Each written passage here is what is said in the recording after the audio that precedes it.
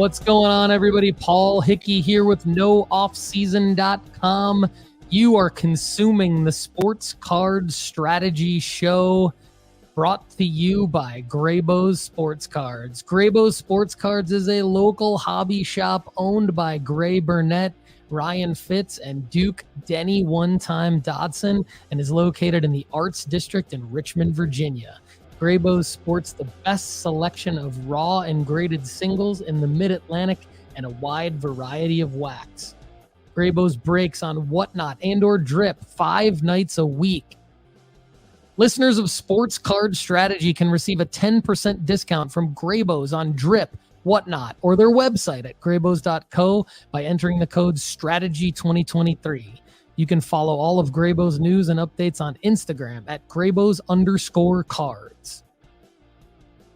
Don't forget to go premium at NoOffseason.com. Get your free 30-day trial today to help you build your sports card investment portfolio. We have just launched Sports Card School at NoOffseason.com. Check it out at sportscardschool.com.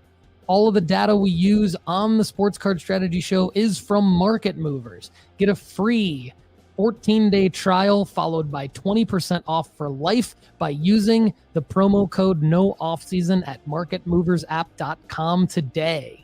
And now, it's time for the strategy that you've all been waiting for. Here are your hosts, Paul Hickey, Kendall, the Lefty McKee, and Dr. Crack, Chad Guell. Take it away, guys. What's up, everybody? Paul Hickey here with NoOffseason.com. Welcome to the Sports Card Strategy Show. Today, we're going to talk about how to make money on 2023 Bowman Baseball Draft. We're taking a little bit of a different approach to today's episode, but I want to first say hello to my awesome co-hosts, Kendall the Lefty, McKee, Dr. Crack, Chad Guell, and Connor Barnett, head of content at NoOffseason.com. Lefty, how you doing, man? Good morning, fellas. This is my favorite day of the year, talking Bowman Draft 23. Favorite product, favorite day. We are all baseball today. Let's get it. All baseball, baby. Lefty's pumped.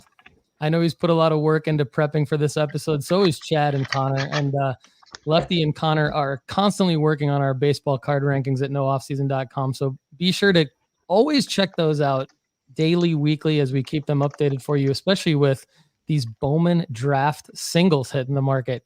Dr. Crack, how you doing, man? I'm doing great. This is one of my favorite times of year too, because I get to find out when I make my rankings, when I hear Lefty's rankings, if I was right or wrong. So that makes me excited. I know we're all adjusting a little bit on the fly because things change minute by minute, especially with the new release like this. So I hear you, man. Connor, how you doing, man? Fantastic. Excited for the week, excited for today's content. I know we got a lot of exciting stuff to discuss today, and I think it'll be very insightful for the listeners. Yeah, it's a different show format today, but we're going to start out with our live chat love. So Chad Guell, of course, in the house. Brian Steeler 714. I expect a lot of feedback from Brian Steeler 714 on this particular episode. Barry Sif, happy Bowman Chrome Monday to you as well. Bowman Draft Monday. Southern Soccer Idiot. Hopefully we don't lose you along the way, because this is we're definitely not going to be talking about soccer in today's episode, but stay tuned for definitely more soccer talk on the Sports Card Strategy Show coming up. Brian Hunt, good to see you. Janelle Shue, Bruce Hollingdrake in the house. Randy Ferguson, Shane Graham. We love Shane Graham. Joe Nelms. What's up, Joe? How you doing? One Galaxy Germ. Good looking gang. Love it. Adrian Charlie, good to see you. So drop your comments in the live chat. Drop a comment below if you're not in the live chat. And if you're listening on the podcast apps, we appreciate you. And you can check out our Discord. Go to sportscardstrategy.com, or you can DM me on Instagram at sportscardstrategy, and we'll get right back to you, and we'll give you some love on the show as well. So we appreciate you. So we're going to jump into it, because 2023 Bowman Draft Baseball has made a splash in a lot of ways. A lot of ways in the hobby recently. And you'll probably hear us mention a few of those ways, but we're not your typical sports card hobby content show. So we're going to avoid talking about a lot of the stuff that you've already seen a million times over. So we're going to focus on what we do best, which is helping you make money flipping sports cards. And so what I've done just to set the stage for today's ep is I've challenged our team to break the format of our normal show and to look at data from past releases.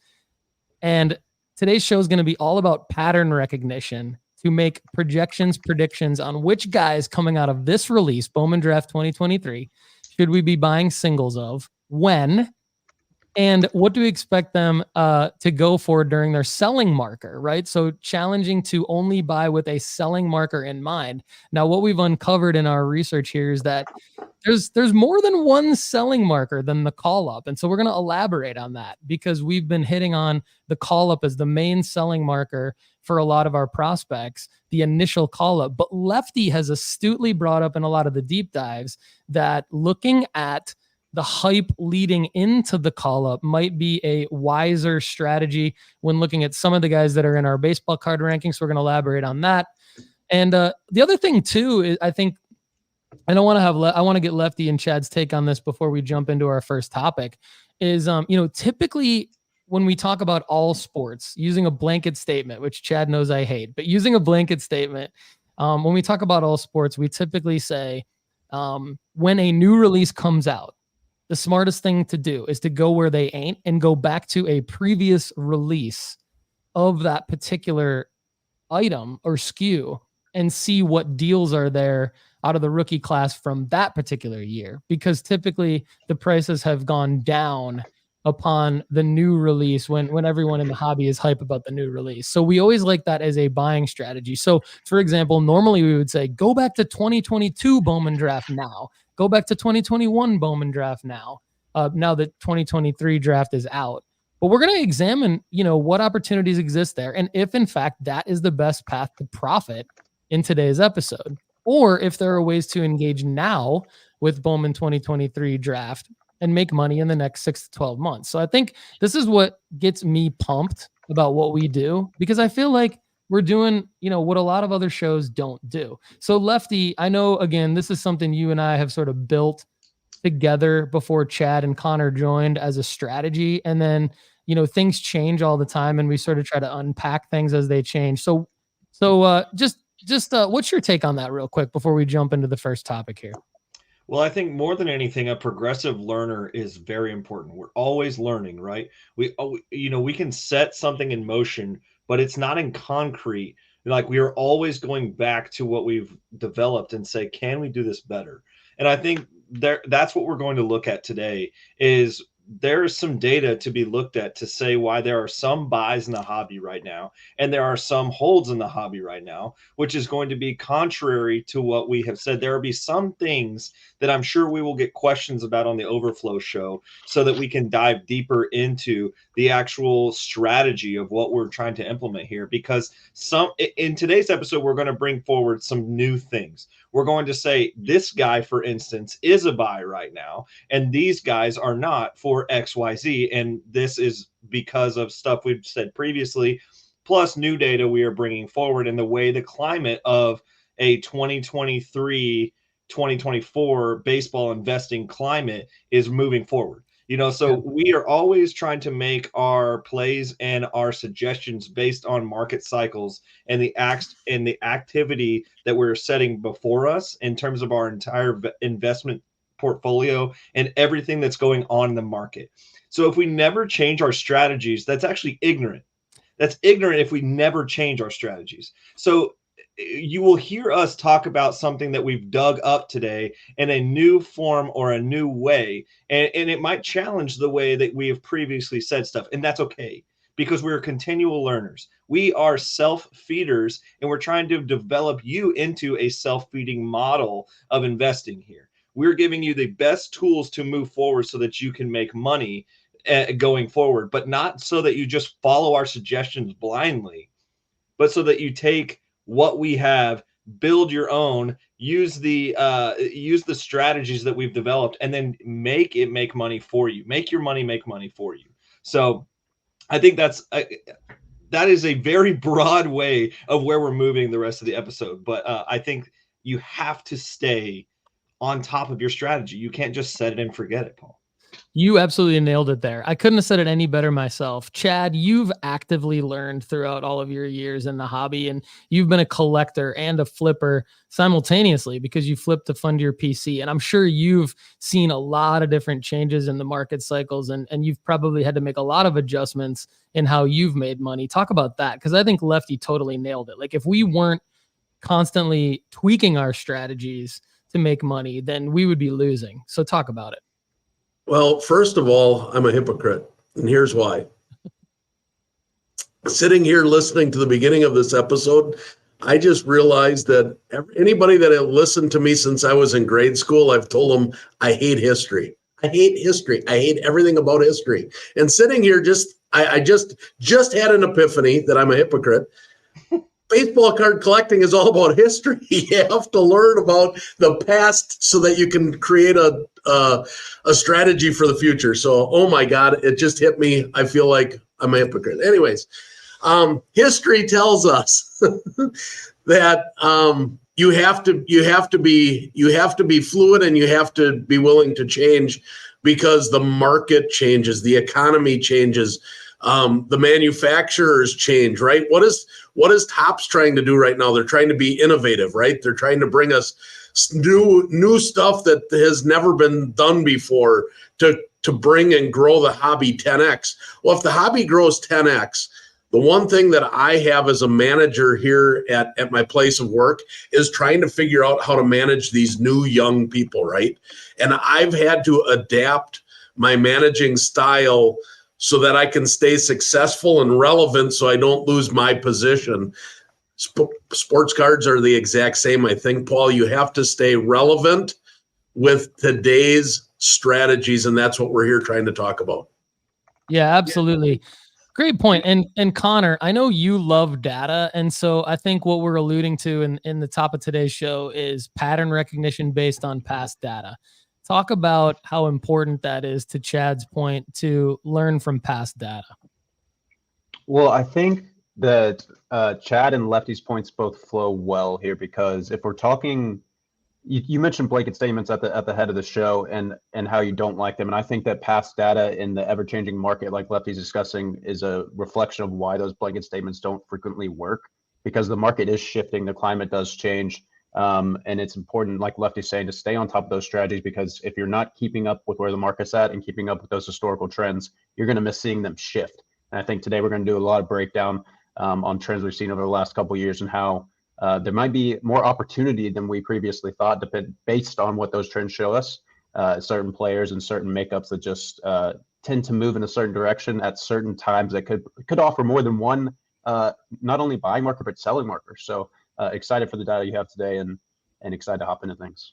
Yeah, thanks, man. So I think also what we're doing is we're establishing guidelines at nooffseason.com, and they're outlined clearly at Sports Card School. So if you don't have access to that, go to nooffseason.com and get your free 30-day trial, and then go into Sports Card School and find the lesson on guidelines, strategies, and plays. What we're doing in today's episode is we're just unpacking more guidelines, and then as we flow through the episode, we're going to formulate those guidelines into strategies. Now, guidelines are just basically patterns that we see, but you can't just take one pattern in a vacuum and make money off it. You have to put it together with other guidelines, other patterns, and then you have a strategy. And then what a strategy is something that's repeatable. So we're going to use player examples as plays. And so plays are things that you can use over and over again with the same strategy. So we'll get into that in a second, and we'll break that down. But first, let's just do some quick facts about Bowman Draft 2023. So I'm going to outline the facts that I uncovered about this release for those of you, because about a year and a half ago, I didn't know anything about Bowman cards at all. And Lefty McKee came into the show and he was like, hey, we're going to do a Bowman for dummies. And we broke down the Bowman releases, Bowman Draft. So long ago. Yeah, it was a long time ago. And if you can find it on the channel, youtube.com/Paul Hickey, it's a great video, because I was just asking Lefty questions about Bowman, and he did a great job breaking down all the different releases. And so the reason why is because it's really just this simple. We want you to buy the Bowman Chrome firsts of prospects. That's a guideline. But you can't take that guideline in a vacuum and make money off of it. It has to be the right variation of that Bowman Chrome first, hence the right card. It has to be the right player, and it has to be done at the right time. But Lefty does a great job in that episode breaking down all the different Bowman releases that come out throughout the year that have firsts in them. And what gets confusing about Bowman to people that are new to baseball cards or re-entering the hobby after collecting baseball cards 10, 20, 30 years ago, what's confusing about it is that you'll have top prospects where it's their second, third, or fourth year that they've been in the Bowman draft or a Bowman release, and it's not their first card. So the first thing that I want everybody to know about Bowman Draft 2023 is it contains the first prospect cards and first prospect auto cards for top players in the 2023 MLB draft, hence the name of the release. Top 10 picks with no autos in this release include, and I believe some of these have no cards at all in this release, and their firsts will be coming out later, are Dylan Cruz, the number 2 overall pick, Walker Jenkins, the number 5 overall pick, Chase Dollander, the number 8 overall pick. So examples of that, and Lefty can comment on this in a second, and so can Chad, is Drew Jones was not in 2022 draft. Jack Leiter was not in 2021 draft. And Heston Kjerstad was not in, Heston Kjerstad was in 2020 draft, and he was the number 2 overall pick. So all 3 of those guys were the number 2 overall pick. And what you have is you have this sort of randomness, sort of not, of like, do we put the number 2 overall pick into this draft release or do we not? Okay. Other facts about Bowman Draft 2023. We have Paul Skenes, the number 1 overall pick, a pitcher who may hit. We'll talk about that later. Of the Pirates from LSU, does have his first prospect chrome autos and cards. Max Clark, the number 3 overall pick out of high school, the Detroit Tigers outfielder, does have his first prospect cards and autos. Wyatt Langford, number 4 overall pick. Jacob Wilson, number 6 overall pick. Blake Mitchell, number 8 overall pick. And Braden Taylor, number 19 overall pick, do have their first chrome prospect autos in this release. We mentioned those guys not only because they're top 20 overall picks, but because they also play positions that typically bode well for profiting off of, right? They are outfielders, middle infielders. One's a catcher. We'll break this down here in a second. I'll get Lefty's take on all of this. Another fact about Bowman Draft 2023, there are these cards called retrofractors. These debuted in Bowman Chrome Baseball 2023, which released over this past spring, summer. And that's a totally different release that has players previous to 2023 in it and players from 2023 in it. And these retrofractors are essentially the first Bowman Chrome cards of retired and sometimes deceased Hall of Famers. So Josh Gibson and Carl Yastrzemski are also in this release with their first Bowman Chrome cards ever, with the first mark on them. And these are called retrofractors. So these will be chase cards, essentially, like short printed cards. And I might be getting some of this wrong, so Lefty and Chad can elaborate and correct me where I'm wrong. Another fact about this release, real quick, before I pass it over to Lefty, are the Tom Brady cards. Okay. And I think this is probably just me, but I'm so sick of the Tom Brady cards. I'm already sick of hearing about the Tom Brady cards. And Chad and Lefty can totally feel free to disagree with me about it. I just want to clarify. I love the marketing efforts that Fanatics put into this release. I'm a marketer. I love the marketing efforts. I love that they included the Tom Brady cards in this release. Tom Brady, for those of you who don't know, is in a Montreal Expos uniform, a picture of him after he was drafted by the Expos a long time ago. And Fanatics did a brilliant thing by including these cards in the release. There's 1 of 1s, there's low serial numbered cards, there's autograph inscriptions. You can find these photos of, if you follow anyone in Instagram related to the hobby, chances are they've posted a picture of these cards. That's why I'm sick of it, because all of last week on Instagram and on social media related to the sports card hobby, this was all I saw. But you know what? Great move by Fanatics, because that's what they wanted. So props to Fanatics for including these cards in there. There was some great humor, great marketing. But in terms of us talking about these cards, I don't really want to, because they're not going to go up in value necessarily. They might. Okay, let me rephrase that. They might go up in value, but the buy-in for these cards right now is so high that I don't think there's any possible way any of us could fathom making money buying in right now, or maybe even buying in ever. And then I don't know a selling marker to tell you when Tom Brady cards will ever go up. So I don't think that these cards are relevant to this discussion today, other than the fact that, like, I think phenomenal job marketing by Fanatics and Topps. The only other thing I'll say about this, and I don't really want to get into this in this episode, but it might be something that the guys get into on a deep dive, is what's the value of other Tom Brady football cards now based on this release? They could definitely have gone up. And if you are holding Tom Brady football cards because of this marketing effort by Fanatics and Tom Brady, and Eli Manning posted something on Twitter, this transcended the hobby, because you had people like Eli Manning posting a picture of himself on Twitter in a San Francisco Giants uniform. I don't want to steal the thunder from the rest of the guys. Lefty, what do you think? Well, I'll work backwards here about the quick facts. As far as the Tom Brady card is concerned, I think it's exactly what you said it was. It was a marketing ploy. This has been a regularly traded concept card, like we talked about a couple of weeks ago on the Bowman Monday, or our previous Monday show. We talked about how there's a non-licensed $15 to $20 Expos Brady card, and so Topps wanted a share of that market. And so I just think it's a marketing play. It's definitely a trendy card, not one you would invest in right now. I think it is interesting to look at what it talks about with his football cards, but that's a different discussion. In terms of the retrofractors, this is a pretty cool thing. Bowman had, everybody searches for the Bowman firsts, and if you look back into the archives of the top 500 players that we talk about, that index fund of sports cards that we talk about on Market Movers, those guys don't have Bowman first, and they might have Bowman cards because Bowman was a gum brand that sold baseball cards in the gum packages previously, and then Topps bought Bowman the brand, and now Bowman first are like the things going forward.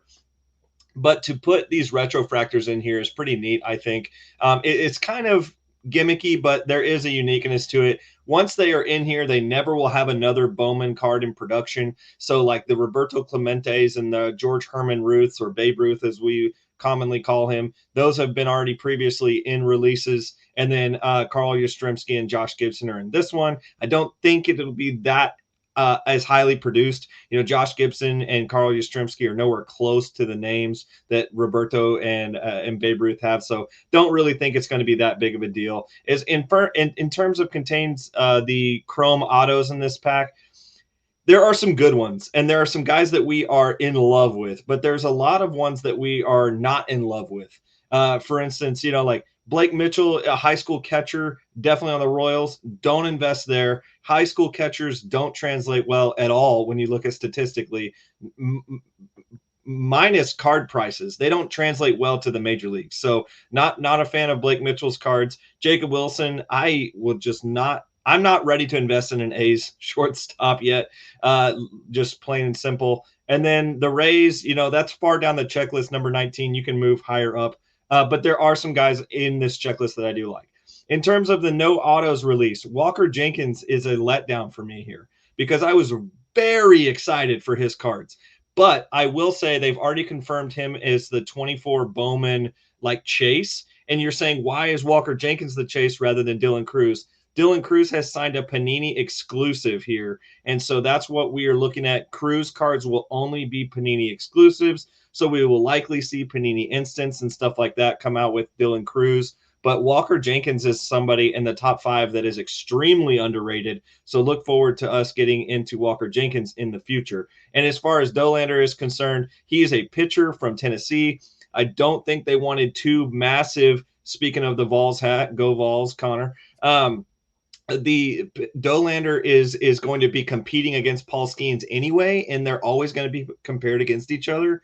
And we don't recommend buying into pitchers. So, they don't want to have 2 pitchers competing for the same product in the small pitcher market that they already have anyway. So they are going to hold that out to 24 baseball as well. We have seen Topps withhold a couple of chaseable cards for Bowman 24, and it is a marketing play going forward for them to be able to have somebody that's hit seeking in the future. We saw that with Khalil Watson. We saw that with Drew Jones. We thought that was going to happen with Jack Leiter, but his agent couldn't get with Topps, and Jack Leiter still doesn't have autos apparently. So, it's just, that's a mess because Jack didn't translate to the major leagues well. Last thing I'll say, the Bowman Draft 23, hence the name of the release, is something that I'm super stoked for, and I love it every time. And there is a way to make money on this year and last couple of years for a certain amount of players. Back to you, Paul. Love it. Awesome breakdown there, Lefty. And great points on Dylan Cruz not having autos because of the Panini exclusive deal and not being in this release, mainly because they've hopped on this trend of not including the number 2 overall pick. We hypothesize that's to drive a little bit more interest in the next release, which would be Bowman 2024 baseball. So, and we probably will have an episode on that when it comes out. So stay tuned for that. But quick clarification before we pass it over to Dr. Crack here. Lefty, on Dylan Cruz, are you saying that he won't have any cards in Bowman releases, or just that he won't have any autos? Will he have a Bowman Chrome first prospect card, or will he not have any cards? I don't believe he'll have any cards. I believe that he has signed an exclusive in terms of like name, image, and likeness. Is all Panini, from what I understand. Wow, that's the only time I've ever heard of that. Chad, that's your understanding as well, Chad, right? And have you ever heard of that before? Yeah.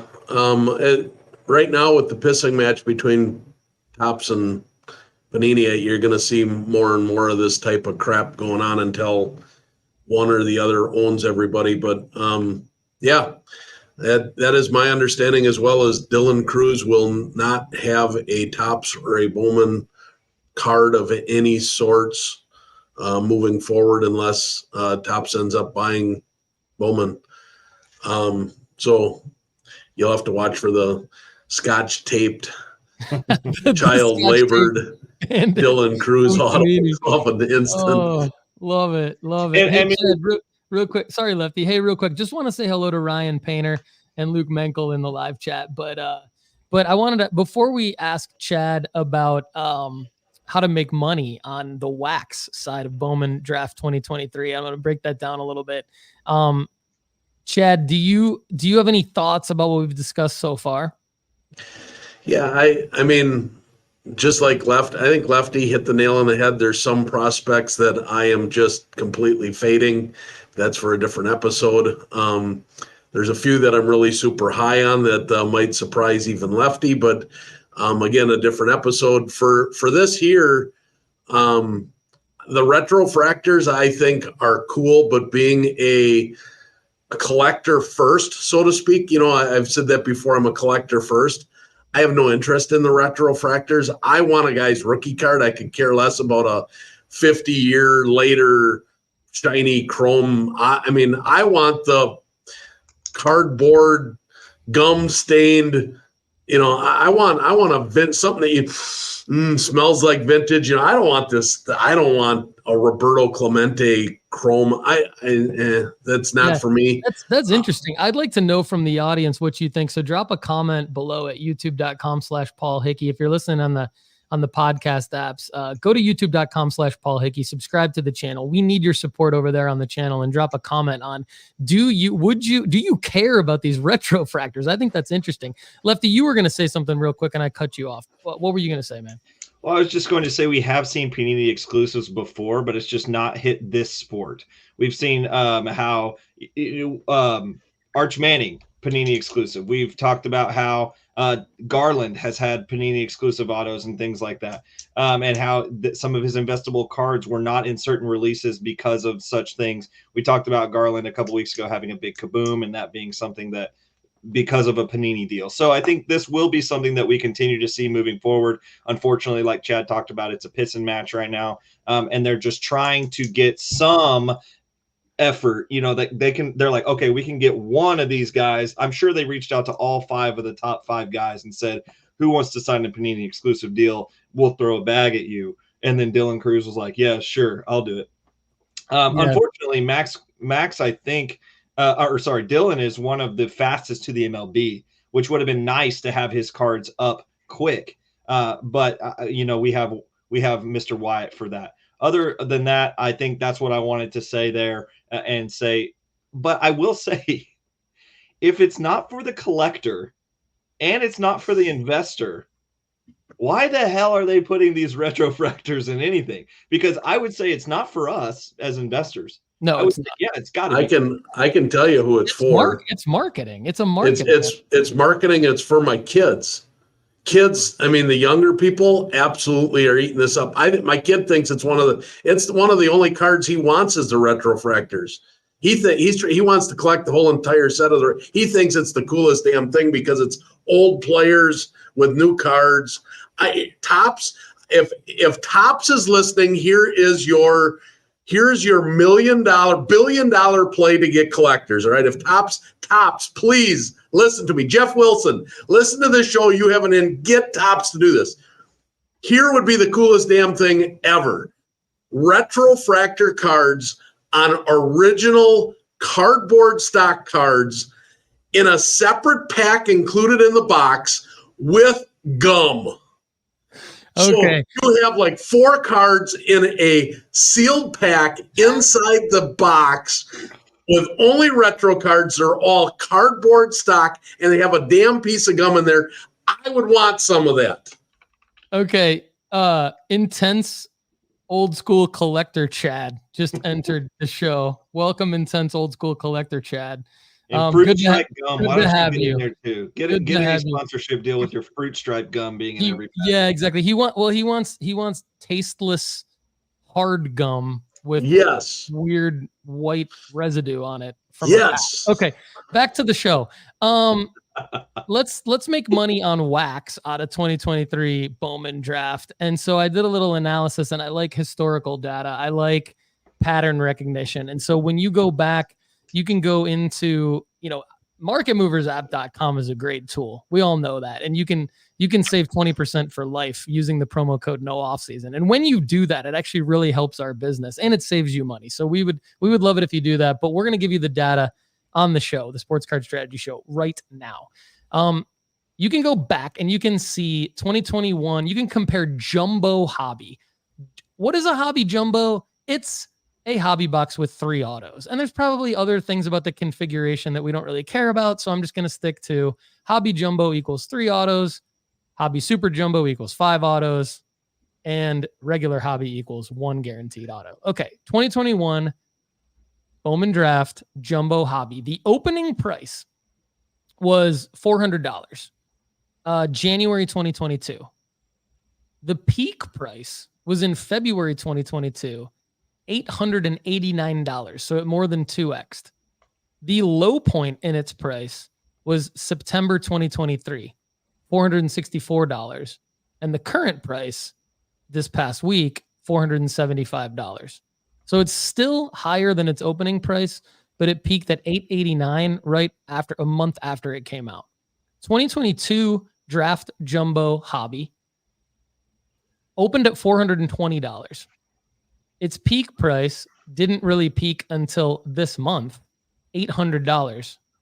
And the low price ever was $500, and that was in June.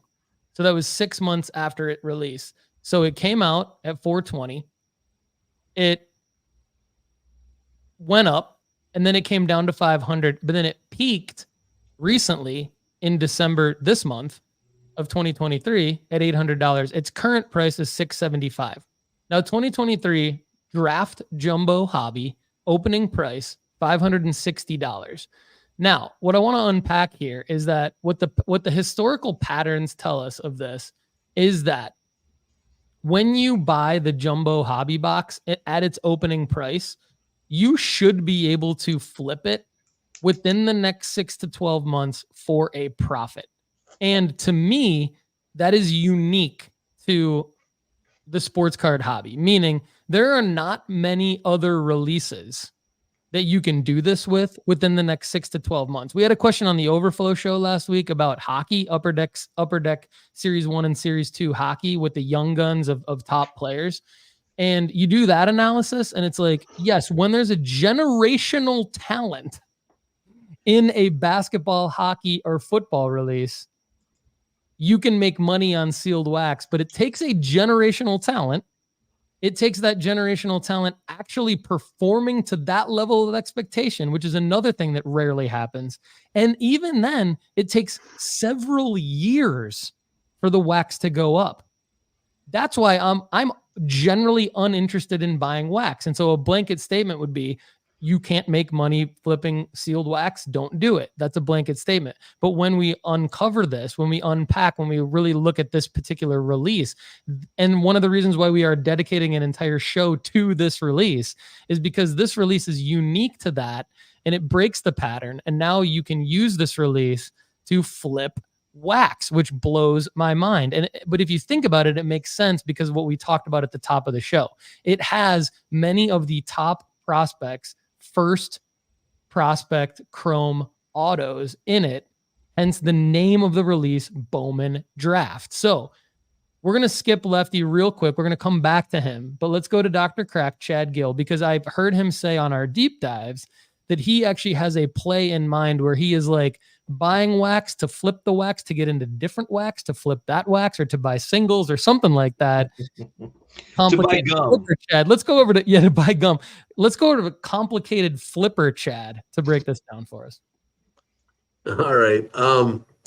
First of all, I love buying wax. I have a huge supply of unopened wax at my house. Paul hates it because he's impatient, Paul. I am patient, Chad. The thing with buying wax is it takes a long time to come to fruition, which is totally why Mr. Ramsey does not like it. And I get that. It's not for everybody. That's what makes this hobby so much fun. My play on the Bowman Draft is I bought 2 super jumbo boxes at the pre-release prices. So you typically get them a little bit cheaper than what they hit the market at. And my goal is to hold them until until I feel like there is a profit enough there. My goal, if it happens, was to take the 2 super jumbos, sell them, and from the profits that I made, buy a hobby box that I should have free and clear, so I have no money in it, and then I can enjoy ripping the crap out of it with my kids. And whatever I get, it's for fun. Yeah. So I get a hobby box free and clear, so the risk is gone. I'm not sitting there with every pack going, oh my God, I got $300 invested. Am I going to hit the card? Am I going to get the chase? Am I going to turn a profit? The box will be free and clear, or damn near close to free and clear.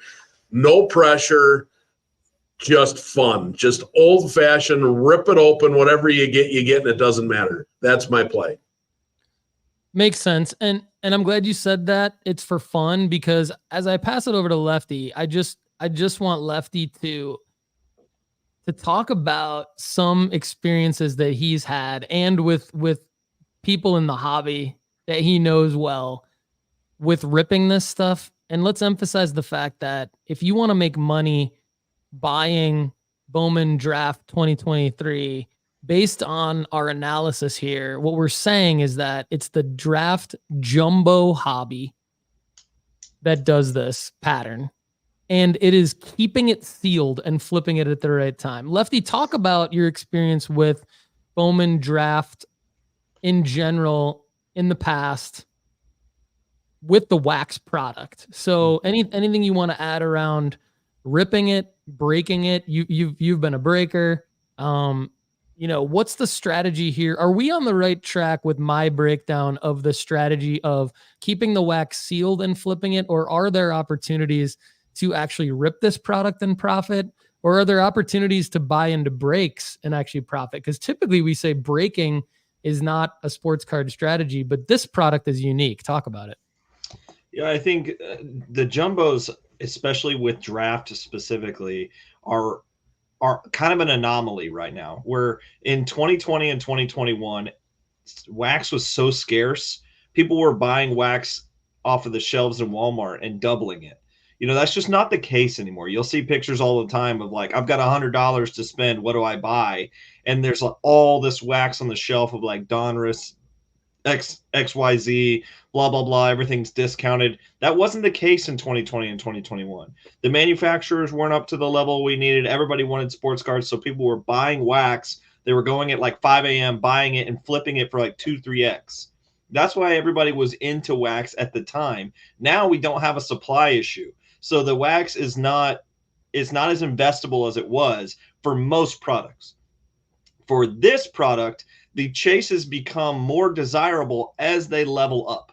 Like we see how there is some bona fide studs in this checklist, but it would not shock me if there is the Tommy Troys or something like that are down further in the checklist that absolutely pop off later, and then this all of a sudden becomes like a 3, 4, 5 hit product. Bowman Draft specifically is hobby exclusive. And so there are people that are normally privy to spending multiple $100s to try to break down certain wax products. You're not trying to deal with a retail audience that's paying $30-$40 for a piece of for cards. They're comfortable putting in $1,000 into a box. So it's a different market. Another point is it's a different market as well. But with the draft jumbos, I originally thought this was with every Bowman product. Paul, we can rewind the tape a couple of years ago where I had you buy 6 Bowman 22 boxes, I believe. Right. Yeah. And if it had Ellie in it, it had Ellie's first stuff in it. Yeah. Yeah. If I'm not mistaken, that actually did end up getting to the play where I think you made money on it, or you would have had you sold at the right time. But I don't remember exactly how that. I'm not trying to roast you. I don't remember how it went. You're right. You're right. It stayed even. It plateaued. It held value for a long time. It was maybe down 10% for a while, and then I did sell out of it to get essentially break even. And after a while, it was almost a year, and then it rose when Ellie rose. So I think you're making a great point. It's like, and I think that's what I wanted to break down here is that when you look at the 2021 product, it doubled, but I think it doubled based on just the hype of the product in general. And it doubled in a month. And then if you didn't sell it a month after you bought it, it came down and now it's like plateaued. But I think the 2022 one, and I think this is where you're going, right? The 2022 one didn't peak until a year after. And I think that's because of who's in it, right? That's because you've got Holiday and you've got other prospects in that release with their first prospect autos. And now people realize who they are and they're buying into that. And so the point I'm getting at here is there are guys in this product that will peak in the next 6 months. So this won't have a 12-month life or a 12-month life cycle like 2022. This I believe will peak in the next 60 days because so Chad, I mean, you can feel free to debate me there, but I think that Wyatt will be the main chase here. I'm kind of getting to that early, but he will be up in the major leagues in March. Therefore, this peak price will be up before that because breakers, back to breaking, it's so hard to find this product as a breaker. Like unless you have ultra connections or like cases upon cases of stuff, we had a hard time finding more than 3 boxes. And then if we were buying a second or third box, it was for the premium price. Therefore, the prices of the slots were going to be elevated. So we only broke this a couple of times a year because it was just so expensive to get into. And I believe we will see that too as we get closer and closer to spring training and closer to Wyatt making his debut, this product will get more expensive, and then after that, it will cool off again. So, yeah, I think that you just made an amazing segue into the next topic, which is our comparison of top prospect to top prospect going back to 2019, looking at their base first chrome autos raw. And you mentioned Wyatt Langford, and Wyatt Langford is the player that we are looking at to profit on in this release over the next like 3 to 4 months.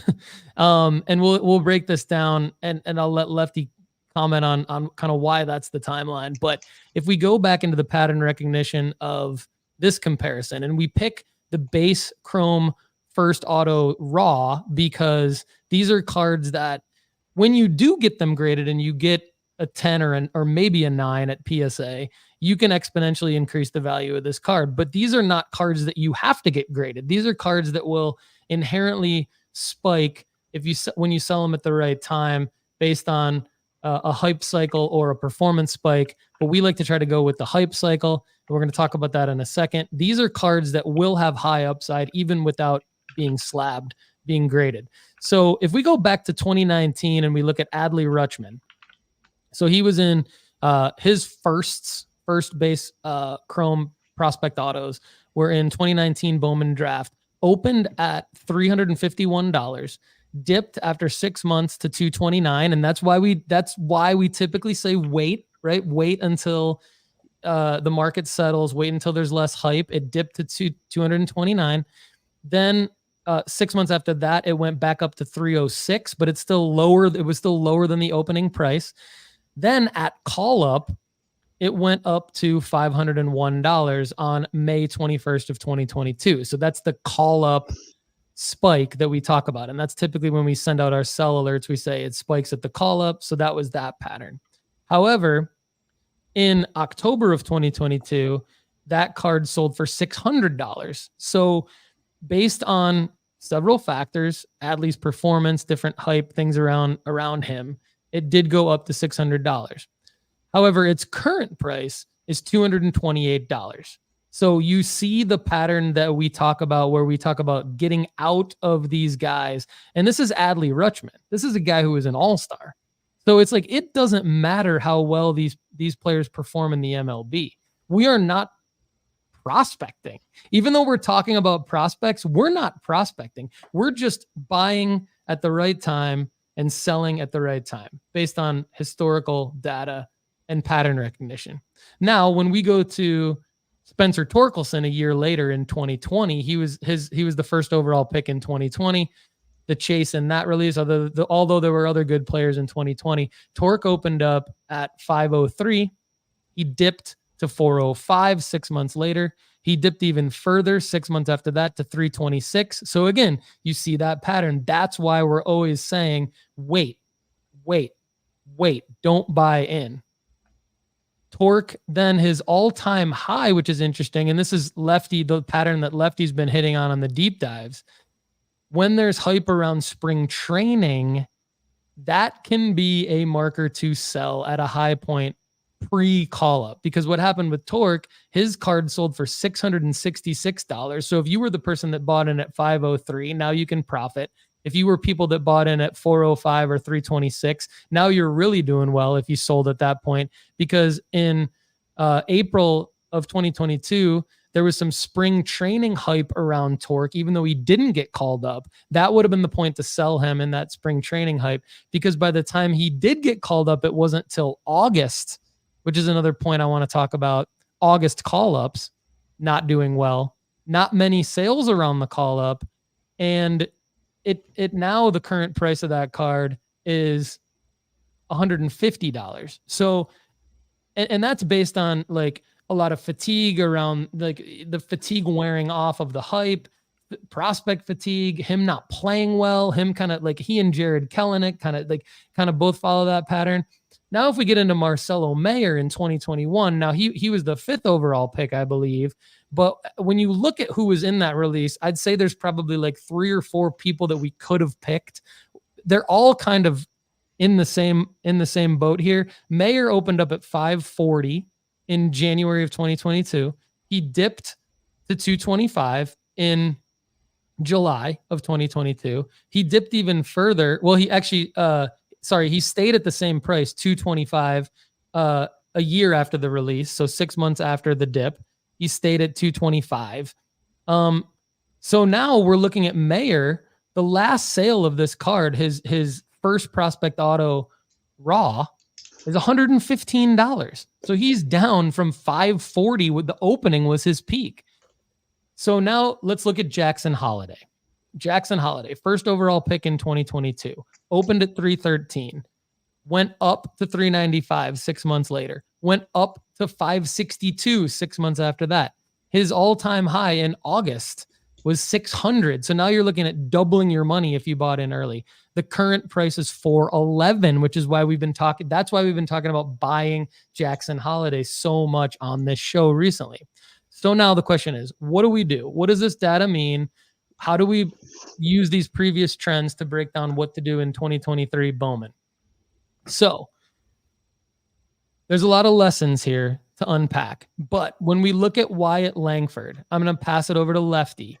But first, I want to make the point. His opening price, $300. Within the next 48 hours, we already saw Wyatt Langford's trend looking more like the Jackson Holiday trend than anything else. And then when we compare that with what we project Langford to be as a prospect, and Lefty's going to talk about it in a second, is he more like Holiday?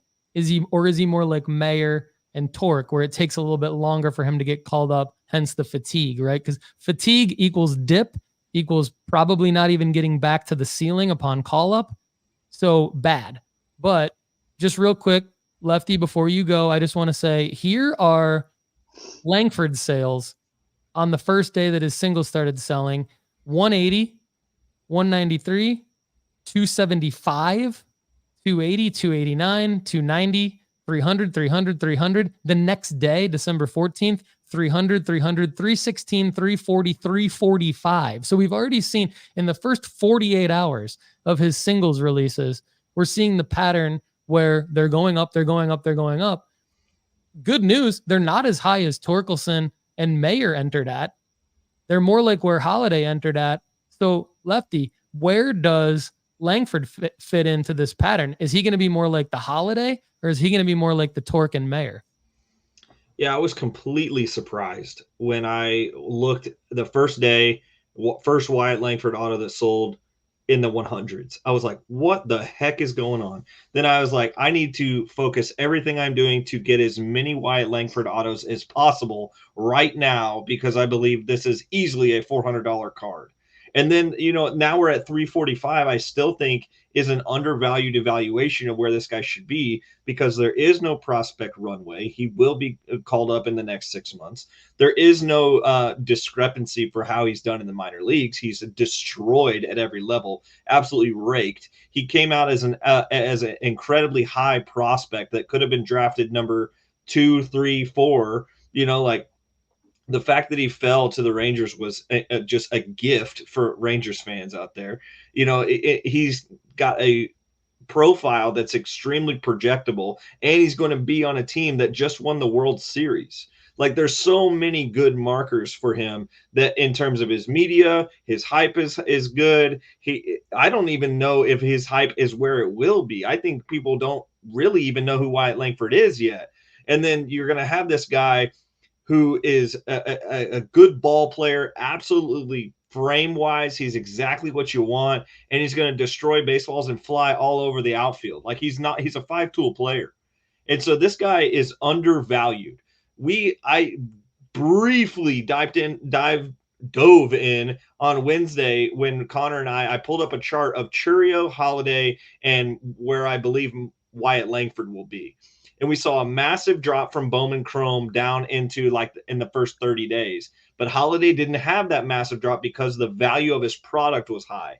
Now, I believe that Wyatt's won't fall because I'm comparing him very closely to Jackson Holiday's skill level and hype cycle. But what I think that Wyatt has that Holiday I don't know if unfortunately is the right word. What Wyatt has that Holiday does not have is an incredibly short runway.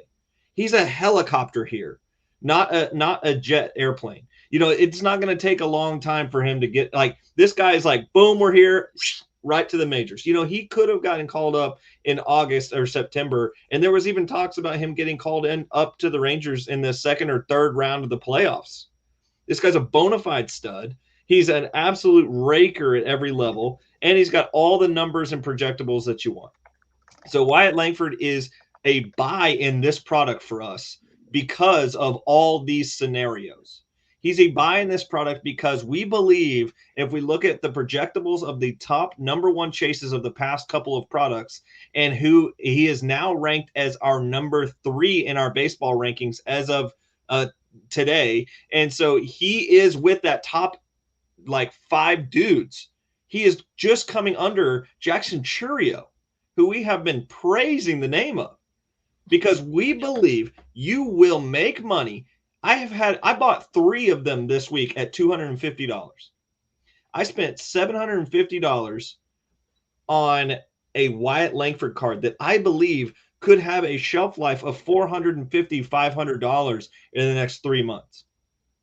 And if I send those to grading, that's going to get even more like green. But I don't really want to talk about the grading aspect of it because we've compared everything else to raw value. So I think that's just a little chef's kiss on a deep dive. Well, for sure. And it's we'll get into a little bit of grading here in a second because it is a great point. And I want to underscore what we're saying here because I 100% agree with Lefty. And I love the helicopter versus jet on the runway analogy. That is phenomenal. That's going to stick for sure. Wyatt Langford is a helicopter. What we mean by that is he has a short runway. We think he's going to get called up or make the club out of spring training very quickly, which means a couple different things. We want you to buy him now.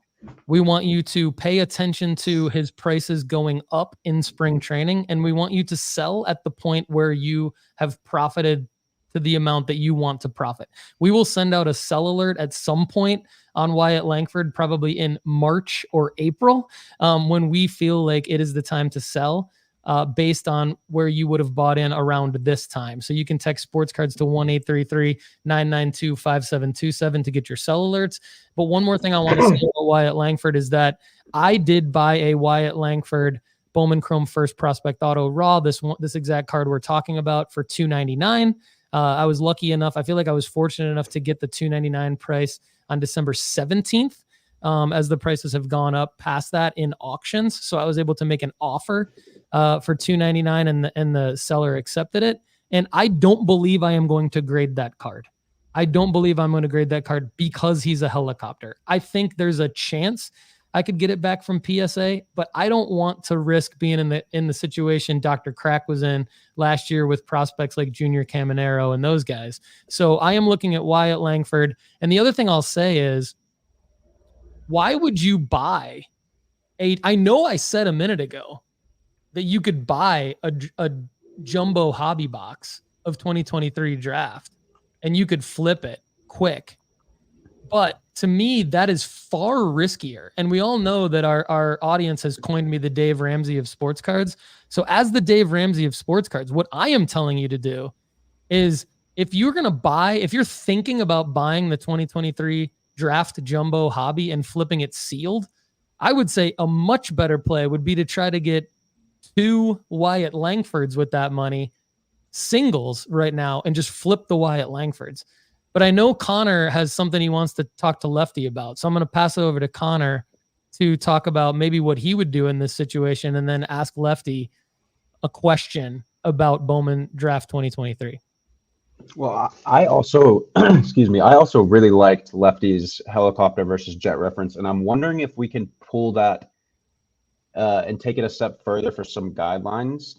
Because if we look at Langford, I'm wondering if one of the reasons that he's a helicopter is because he did have that college experience. So I'm wondering if moving forward, we can look at guys that are well-rounded 5-tool guys like Langford, take into account the fact that they do have the college experience to give us a better indicator of who will be a helicopter versus who is going to have that longer runway, guys that come straight out of high school that are going to need to see more minor league at bats, low A ball at bats, and things like that. Curious your thoughts there.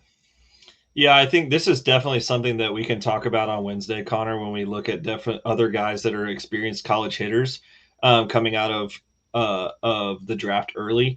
We've seen how Double A, and we've talked about this a lot on this show, where Double A is the marker where it's equivalent to the next step above top Power 5 conference, especially SEC baseball, coming out of into their first minor league experience. And so I was really curious what Wyatt was going to do at Double A. And then he didn't even miss a beat. Like, he just destroyed that level. And then the Rangers were like, well, I guess we put him in Triple A, and so the Rangers, if they had not been in such a competitive atmosphere this last year, and they had such a wealth of pieces that they had already in that outfield, I think Wyatt would have been called up last year had it not been for the Rangers having such a successful team already, and Evan Carter being the guy that was coming up. Had Evan Carter not been on the Rangers team, I think Wyatt would have already been there because of his experienced college hitting, which we can also look at Dylan Cruz and say, you are experienced college hitter that is extremely good and has a short runway. And so it's like, okay, can we compare the two? And I think that might be worth doing on another show, is comparing the potential hype markers of Dylan versus Wyatt, especially now that they're in two separate products. So I think it's a great, worthwhile exercise, and I totally agree, because I think what you guys are getting at is, how do we know? Like, how do we know who's going to be the Torkelson Mayer pattern and who's going to be the Rutschman Holiday and hopefully Langford? Like, how do we know Langford's going to follow the right pattern, right? So I think Connor's asking the right questions, and Lefty has a lot of the right answers in terms of when he breaks down the advanced hitting at the Double A level is something we look at. Lefty just made the point. The organization that they're in is always something Lefty talks about when we frame this stuff up.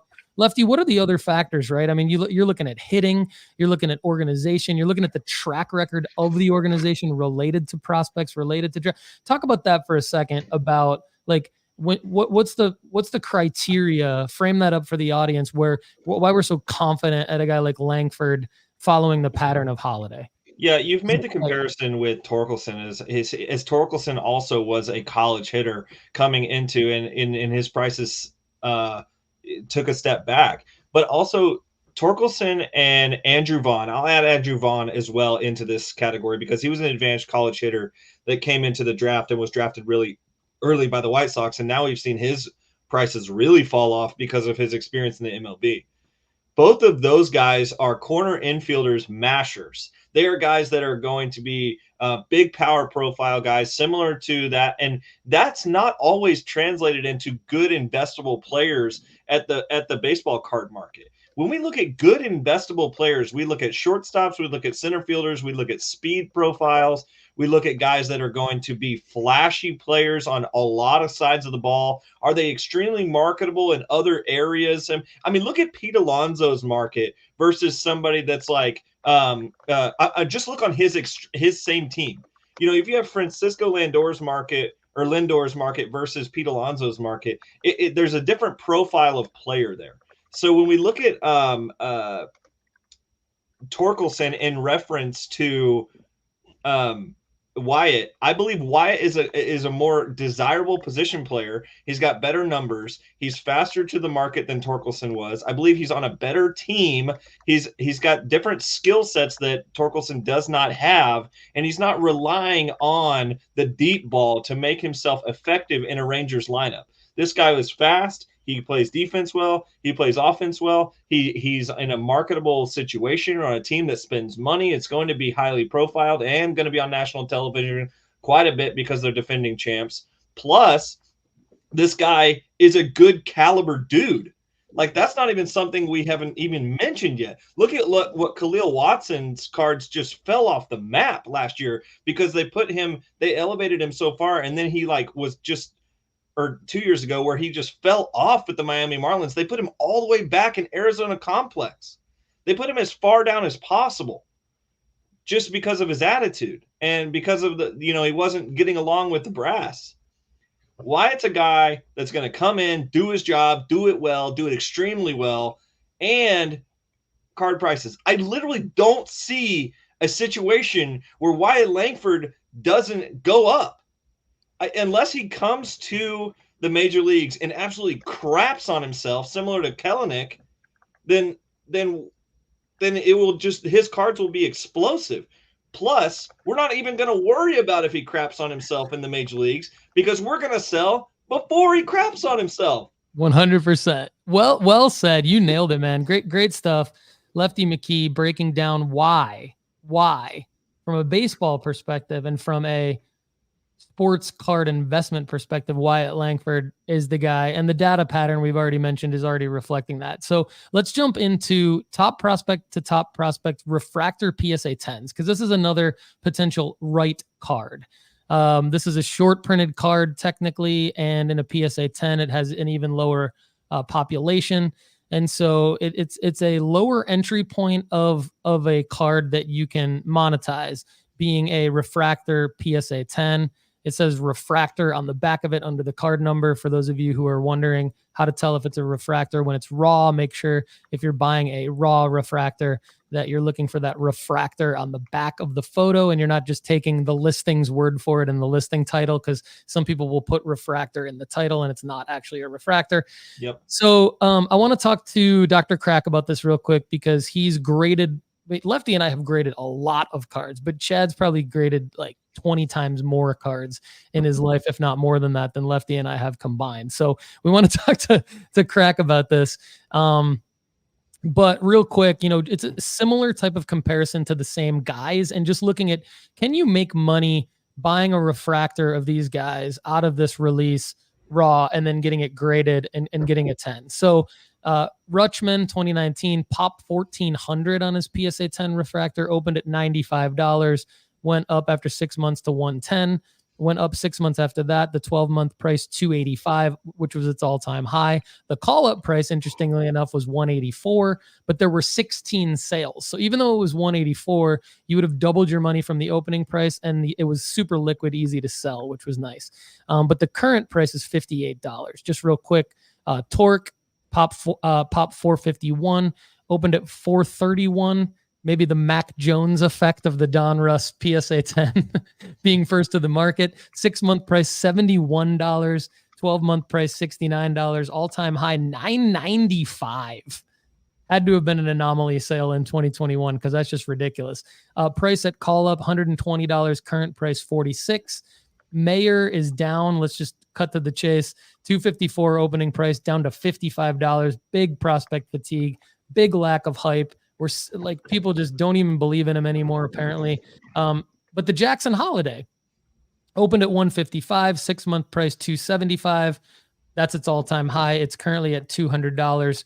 Now, Langford, his refractor raw has been selling for between $75 and $100.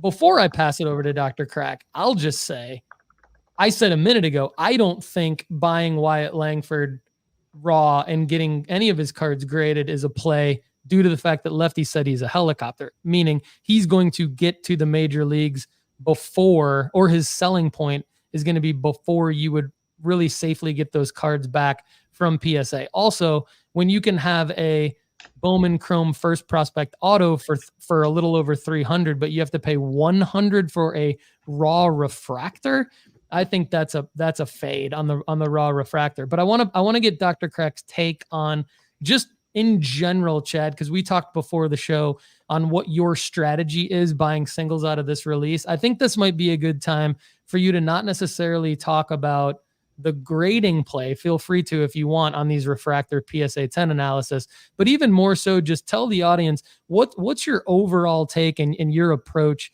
to making money out of this release. Bowman Draft 2023. Wow. My head is spinning with millions of thoughts that I'd like to spew, and I don't know if any of them are related to this show right now. So what's that? Gum. Yeah. Stay focused. Well, angry, no. customer, pumped. They're all Bowman. They're all Bowman related. I have tangents in my head of where I want to go with this, and it's not. I'm trying to stay on task here. So, in terms of grading, if you can buy a auto raw for 300 or a refractor non-auto for 80, if you can afford it, go with the auto every time. The refractor, we're doing a lot of comparisons to Jackson Holiday, and I don't think that's a good comparison to Langford, and here's why. Yeah, I agree. Holiday didn't make the major leagues in a helicopter. He might be a short runway jet, but he did not make it in a helicopter. So to compare the two, I don't think is fair. Also, Holiday has his dad's legacy that makes him popular. So I don't think we're doing Langford much justice. However, Langford, I think, is, as Lefty and you have mentioned, I think Langford that's a record. I think that's 4 in one show. He's talking about his light going off. Anyways, my light doesn't want to come back on today. Langford is undervalued, in my opinion, based on the fact that I too think he is going to make the club in coming out of spring training. And if he does that, $300 is going to seem free. To try and add some value to our listeners here, I'm gonna take a slight turn here, Paul, and I don't know if this is okay, so shut me up. Hit the mute button if it's not. I will. What I saw for Langford autos over the weekend, where you have to be extremely careful. I saw autos selling anywhere from $241. I saw an auto sell for $241 on Saturday night at 7 p.m. Central to auto selling for $350. And I was trying to figure out why the hell that was. And upon closer examination, there are a lot of really off-centered Langford autos. Mm-hmm. I saw that. Be extremely careful. If you are buying a Langford auto and you think, my God, I just stole one for $260, chances are you didn't steal anything. You just probably bought yourself a mistake. So to Paul and Lefty's point, $300 to $350 seems to be where the good ones are selling for right now. I wanted to make sure that everybody is aware of that, because I saw a lot of fluctuation, like $100 fluctuation in prices, and a lot of it has to do with the centering. As far as grading, I'm going to get back to grading here.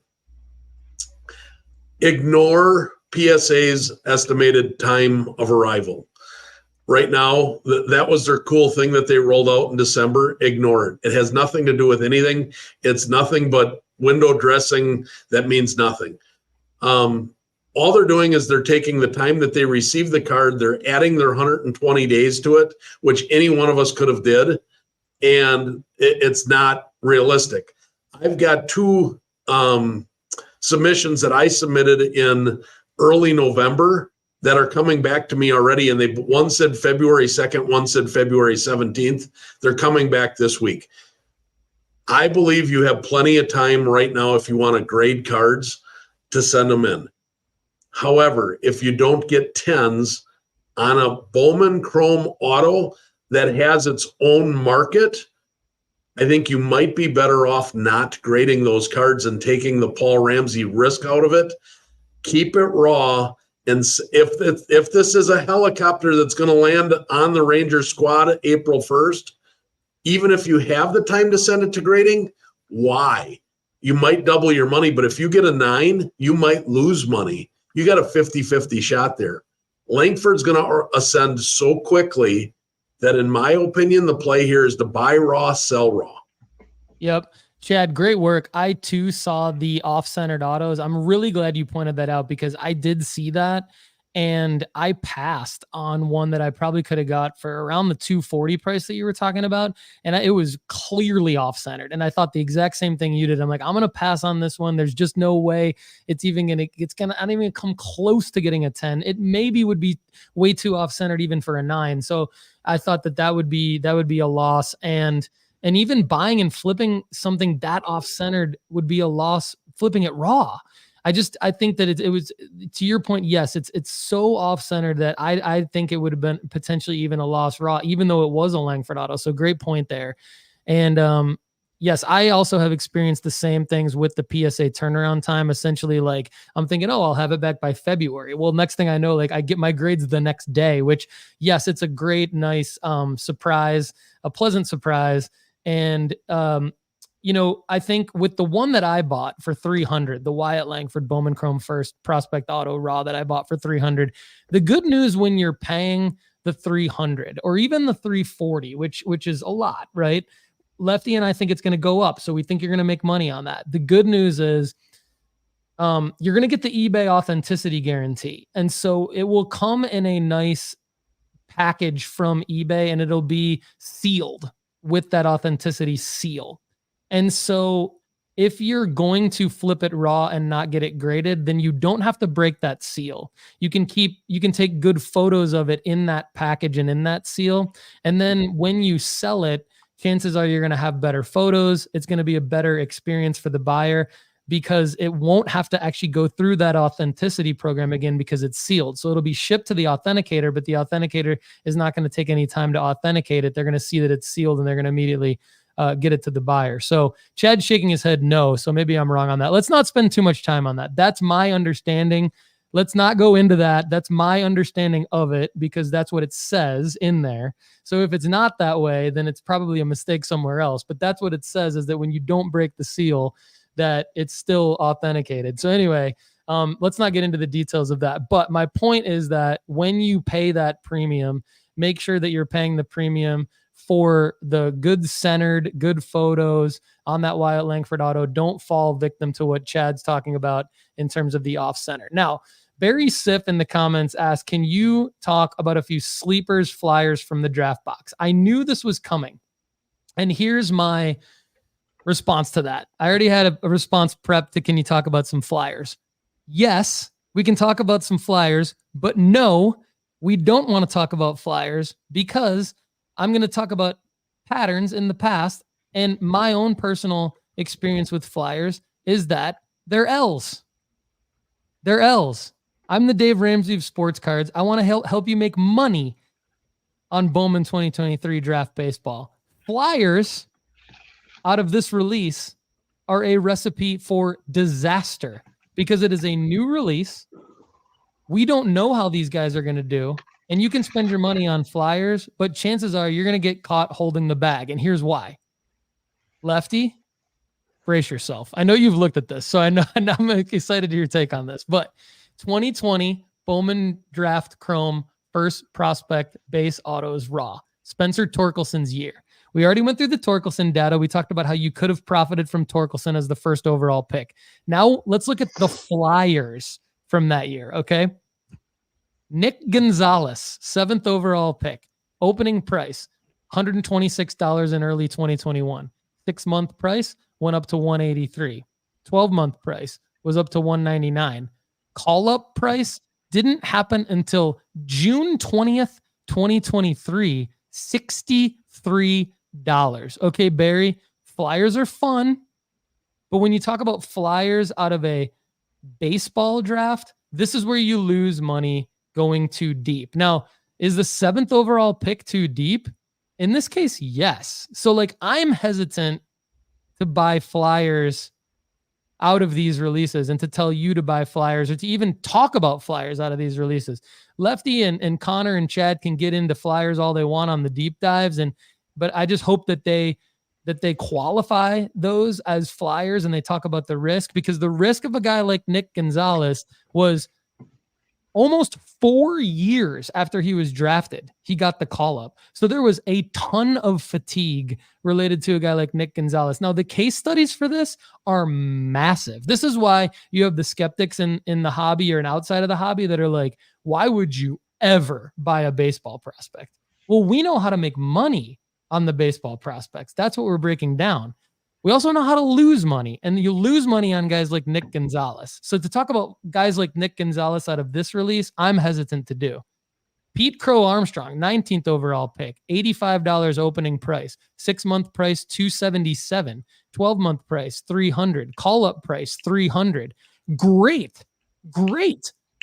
But this was 2020. You got his card for $86, and then you wait almost 4 years later when he gets called up in September of 2023 to get your $300. That's cool if you want to wait that long, but that's also pretty risky. Also, current price, $100. So if you didn't sell at that call up, you're back to the opening price. Jordan Walker, 21st overall pick, $188 opening price, went up to $450 6 months later, went up to $750 12 months later. Great. Call up price $1,150. If you want to find the Jordan Walker out of this release, more power to you. I think that's hard as hell. And I'm not trying to do that. I'm trying to stick with the number one guy, invest in the number one guy, and make money on the number one guy. So that's cool. You could do that. But let's look at 2021. Now it gets harder. 2021, I think, more reflects what you're going to see overall in most years. Jordan Lawler, 6th overall pick, opening price $400, 6-month price $300, 12-month price $200, call-up price $127, current price $100. Whoops. Benny Montgomery, 8th overall pick, and I want to ask Lefty about this in a second. $169, 6-month price $66, 12-month price $48. Now we get into a situation where Dr. Crack is smart. Dr. Crack has said he wants to wait 6 months, maybe longer, to determine who he wants to buy out of this release. Now, Barry, at that 6 to 12 month part, we'll talk about flyers, right? So it's not that we don't want to talk about flyers. It's that we want to talk about the flyers when you can buy them at the right time. I don't think now is the right time to buy the flyers. That's my point. So I want to talk about Benny Montgomery because he hasn't been called up yet, and his current price on that card is $22. So could there be an opportunity there? Colton Cowser, out of that release, 5th overall pick, $145 opening price, down to $72 6 months later, up a little bit to $99 12 months after that. Call up price $124. So you wouldn't have made money on Colton Cowser unless you would have bought him maybe when Dr. Crack wants to buy flyers out of this release, right? So again, stay tuned for that content. Hopefully that makes sense. 2022 Bowman draft Chrome comparison. Tamar Johnson, 4th overall pick, opening price $165, 6-month price down to $108, 12-month price $87, hasn't been called up yet, current price $87. Elijah Green, 5th overall pick 2 years ago, $250 opening price down to $99, 6 months later, 12-month price $60, current price $60. Brooks Lee, opening price 8th overall pick in 2022. Opening price $275, up kind of where Langford is. 6-month price $126, 12-month price $150, hasn't been called up yet. So let's put a bow on this. Lefty. We talked about guys who haven't been called up yet that I just mentioned. Benny Montgomery, 8th overall pick in 2021. You can get his card for $22 now. Bowman Chrome, first prospect, base auto raw. And then you got Johnson, Green, and Lee from 2022 Bowman. That's Holiday's year. So now we're at a point where, in hindsight, we can say maybe we buy these flyers, to Barry's point. It's not that we're saying don't buy flyers. We're saying you have to buy them at the right time. Lefty, out of these 4 guys, Johnson, Green, Lee, Montgomery, where, if any, are there any opportunity to buy these guys right now? I think the only guy that I'm super interested in this list, okay, let me rephrase. The only guy that I am marginally interested in this set is Brooks Lee, because he's a premium shortstop on a competitive team. That the Minnesota Twins are probably going to win their division again this year. Cleveland has had to take a step back with Terry Francona leaving. I don't expect them to be up there. The Royals are not ready yet. Tigers are just the Tigers, no offense. None taken. That's a good point. The White Sox are in shambles. So the entire Central Division is tough, but I believe that the Twins team is probably going to be the competitive one. So I would say Brooks Lee probably would be the most assuming player to be called up at that point, but he is now behind Carlos Correa. So you have to imagine he gets called up to a second or third base position. So it's not going to be premium. Elijah Green has a ton of problems in his swing. Just not really a guy that I'm looking at investing in. He has fallen off the table as far as I'm concerned. Termar is very athletic, but on a Pirates team that can afford for him to have a super long runway. So I don't expect him to come up at that point. Benny Montgomery had the thing that's unique about him is he inscribed autos really uniquely. Like he said, Benny the Jet, he had the Borat auto, a bunch of other stuff. He is a hobby guy. And so if he comes up and does anything, I could see his market going back up. but he's on a Rockies team that's struggling. You know, as a hitter, you want to be there, but I can't think of the last guy that was investable from a Rockies perspective. Amador. Let's just forget I said that. So, but Benny Montgomery, for instance, is a guy that has a ton of holes in his swing. Think Cody Bellinger without an MVP. You know, like he's just got a wild swing, very tall, just a lot going on. And so he's a guy that I'm going to wait and see on him. Jordan Lawler, I don't think is fair to be on this list, for instance. I think he's a completely different caliber player than what we've seen. And Marcelo Meyer, that guy had the incredible amount of hype. And then he came down to a level where I was like, yes, I want to buy in now. And it came around to that $200 level. But then he did exactly what we say, Paul. We exactly say AA is the big marker for guys that can they take the next step? Can they go beyond like minor league ball? Can they approach major league caliber pitching? And if you look at Marcelo Meyer's AA, he got promoted to AA this year. If you look at his numbers, he was 40% below league average, hit under the Mendoza line, which is under 200, had nearly a 30% K rate, and only hit 6 home runs with 20 RBIs and 190 plate appearances. Had a horrific showing in AA. And so he did not play well at AA, and that's why his prices are continuing to fall off the map. He's not the number one prospect in the Red Sox system anymore. We've talked about Roman Anthony at length, but Marcelo is just falling off the map. And so we saw a guy that was an amateur that we knew had a long runway and we thought could take it to the next level and hasn't been able to. So, yeah. So in general, we're fading all these guys. And I think that's a good point. And one thing I just want to make is if you own all these guys, because I own some Elijah Green autos out of this release and I own some Brooks Lee Sapphire Edition PSA 10s and things like that. And what I'm going to do, my strategy is I'm just going to look for a rise in the general hype around the interest of baseball season starting up again in maybe late February through early April. And I'm going to monitor the prices and I'm going to get out of these guys. Yeah, I would. At that point, because of everything you're saying about all of them. And so I encourage the audience to do the same thing. If you're interested in making money flipping sports cards, I think that's going to be the time to get out of those guys. And then other thing real quick, Lefty, before we get to our next topic, which is there finally an investable pitcher, which I think should be a lively discussion and fun to talk about. I want to ask you about just a couple other potential selling markers, because earlier on in the show, we talked about like the call up being the main one, but then also looking at the hype rise of the baseball season and spring training, like I just talked about. But dude, there's also the futures game that we don't really talk about a lot. Yeah. So is there an opportunity, do you think, for the futures game to be a selling marker for some of these guys? What we don't want is we don't want people doing the thing I did in July 2021 that I told you about that we laughed about. Is I went out and bought like a bunch of Brennan Davis cards when he hit like two home runs or 3 home runs in the futures game that year. We were still learning. Everybody. That was a good thing for all of you. That was like 3 years ago.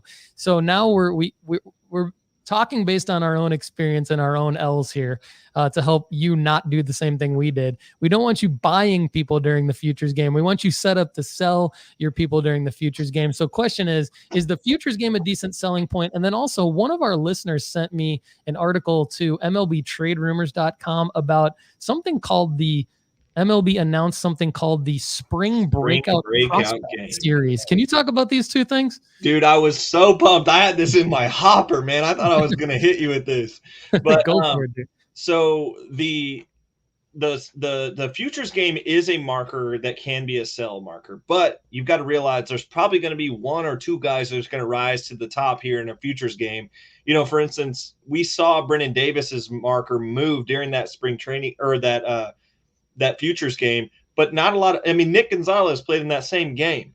And so it's like, and I believe Indy Rodriguez played in that game too. So rest in peace, Indy Rodriguez's arm. Holy crap. You know, good thing you sold when we told you guys to sell, because he's going to be out all of 24, by the way. So when we look at, this is something that the MLB notices. The MLB knows that the card market is getting bigger. The MLB knows there's a lot of money in this. The MLB knows prospects are never as big as they have been in the past couple of years because of the trade chip value that they are. People are paying attention more than ever. And so what they've done this year is I think that's going to be something that could potentially skyrocket our evaluation of some of these players. They have done what they're calling a spring breakout game, where it's basically a futures game, but during spring training. I think this is something that I am major keeping tabs on because one, there will be guys in this game that don't deserve to be in this game that will be in this game just because of their name or just because they're high profile, blah, blah, blah. And then there'll be guys that don't get into this game. I also imagine there will be guys that don't get into this game because their teams hold them out from this game because they're probably going to make the big league roster.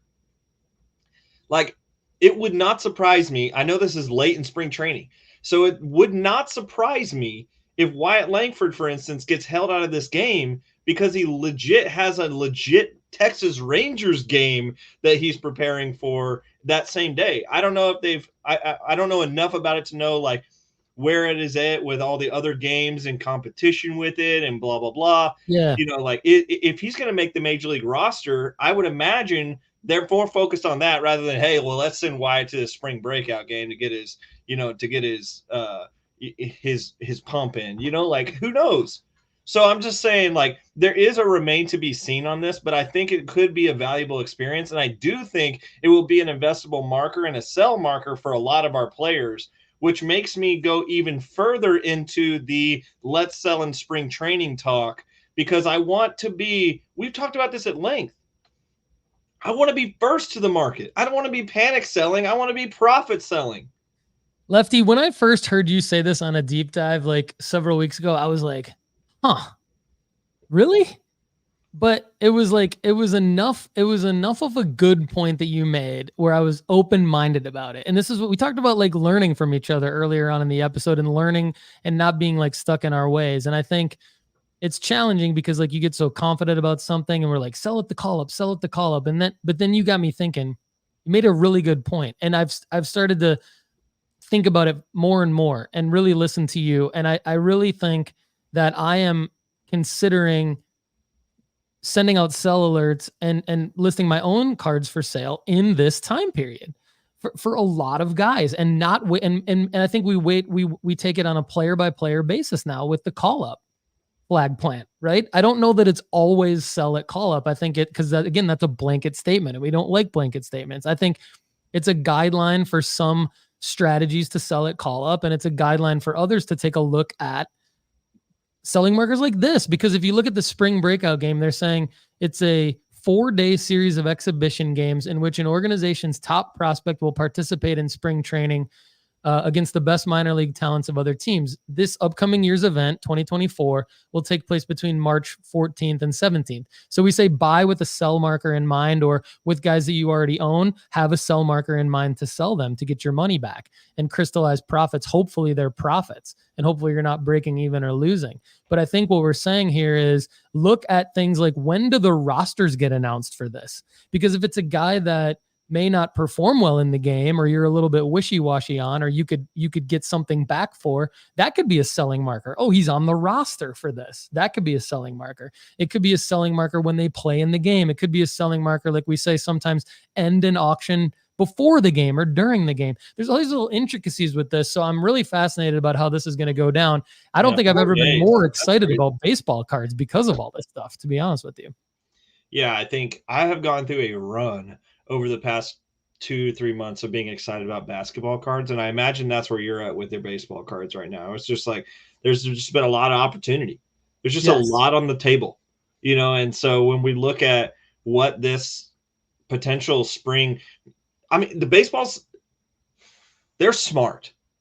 A lot of people have given them a lot of hate about the changing of the games and all this kind of stuff. We saw attendance and viewership and all this stuff really go up a lot this year. Of course, the World Series was not as highly watched as it had been previously, but it was two teams that were relatively new to playoff baseball. So you expect that. But at the same time, when you look at the amount of viewership that the league did with the rule changes and things, that's going up. Fanatics has just bought Topps, and they have a massively larger client base than Topps. So that's going up. Value in sports cards is going up, and so it's like the professionalism in cards is actually getting better. And I know you could argue there's a lot of stuff with Topps right now that's in question, especially when you look at the guy who's selling 21 superfractors on the same eBay account and stuff like that. Like there is stuff, but it's going in the right direction. We're looking at a sustainable hobby, I believe, going forward. And when you add things like a spring breakout prospect game, that's amazing. And in my perspective, this gives us an incredibly this gives us such a boost in what we do, because you won't have to wait for Nick Gonzalez to make the major league roster 12 years down the line for him to have a selling marker. We won't have to wait for, okay, we've talked about Roman Anthony. He's pretty far down the list. Xavier Isaac, long runway. And maybe we look at that in our investment strategy as like, when we look at our guidelines, maybe the long runway takes a way more heavier of a look in our rankings than it has previously. Because of this type of selling marker. I totally agree. Kind of sell marker. Yep. Because Xavier Isaac could be in that game. Roman Anthony could be in that game. Because there's going to be plenty of time before they get on, especially Xavier Isaac's probably going to be pretty far from the major leagues for a while because the Rays are competitive. They don't need him. The data that we unpacked with Gonzalez and PCA and all those guys, we can avoid that fatigue, right? Yes. With selling at these markers. I think I'm excited. I'm more excited than I've ever been about baseball cards because of selling markers like this spring breakout prospect series. Selling markers like you've been talking about, just spring training in general, looking at the data on this episode of how that's played out with guys like Spencer Torkelson. His high point was just simply during spring training, heading into the year that he didn't get called up until August. So we're talking about now also another note here, avoiding August call up, right? So selling before someone gets stuck with an August call up, because that's like the antithesis of selling at call up. It's like we don't. God forbid you get an August call up. All right, let's move into our next topic, which is there finally an investable pitcher?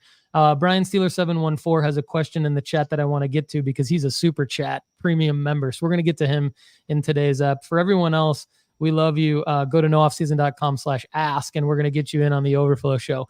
All right, is there finally an investable pitcher?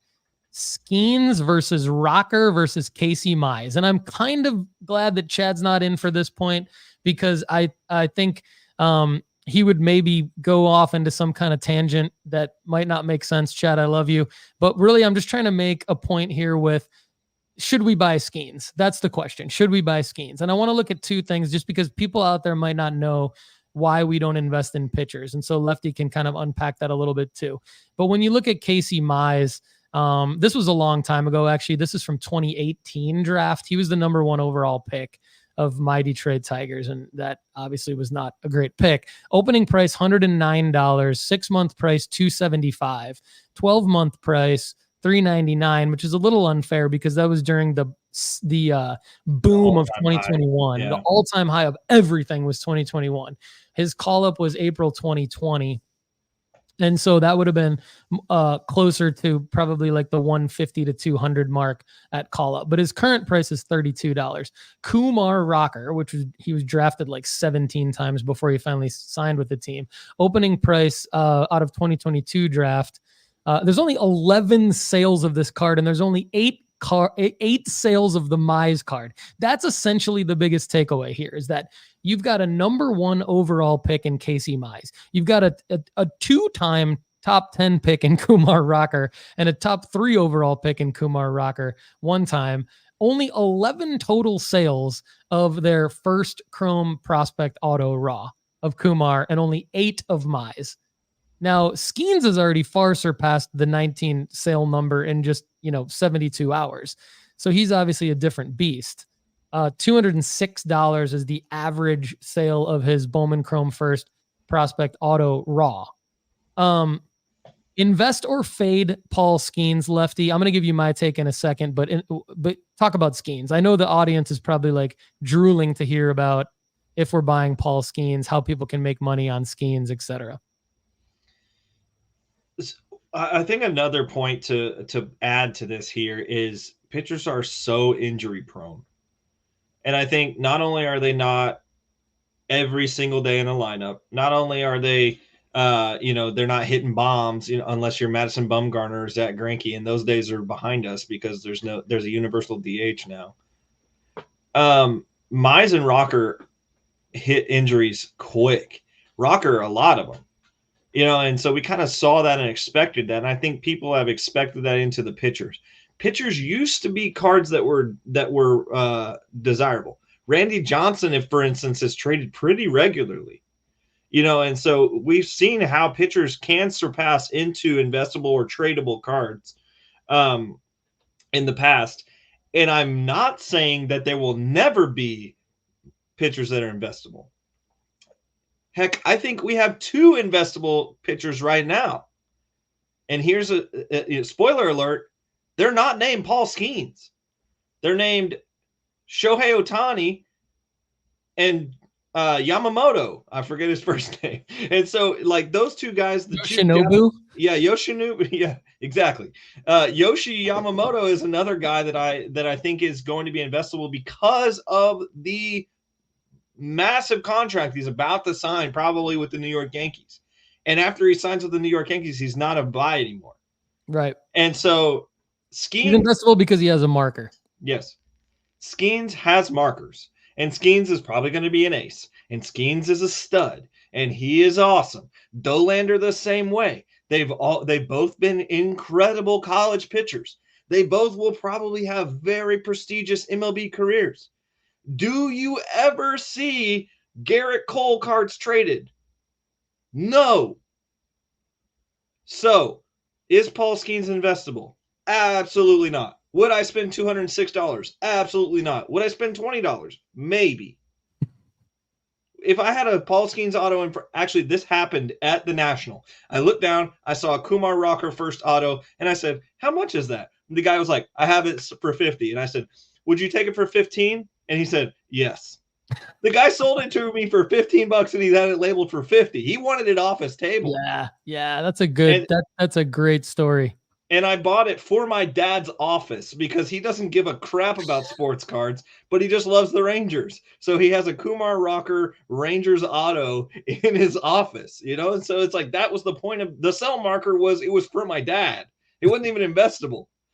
The sell marker for the dealer was like, I hope that someone who has a connection to the Rangers wants to spend $15 on this. And here I am. So is there finally an investable pitcher? Not yet. I believe he does have a market that others don't have, but he's still a guy that I would be willing to fade, and I'd be willing to take a loss if he proves me wrong.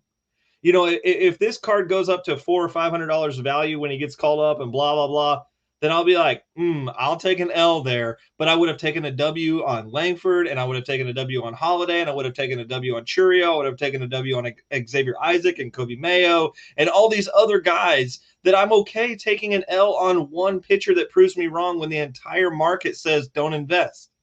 And even if you want to bring up the point about him being an excellent hitter, he's not going to hit at the major league level. He has been an amazing hitter at Air Force. He was amazing. We looked at him like being like, oh crap, this dude is the next two-way player. Two-way players are not necessarily turning out well. Like McKee for the Rays did not turn out well, and he was a stud two-way player in college. He's not. And so that was my next question. Is Skenes gonna hit, and if so, no, he's not. Is he gonna do well hitting? He moved to LSU from Air Force and did not hit in SEC ball. Okay. So he was an amazing hitter in college, and he could be an amazing hitter somewhere else. but he is fully on his arm being his investable asset.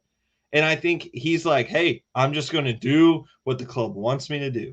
And if I know the Pirates, they want him to just be a piece that they can either flip for assets or a piece that will be a long-term stud for them. They're not like, hey, we've got margin to, see if you can play two-way. No, they don't. They don't have margin for him to risk. He was the number one pick. They don't have margin.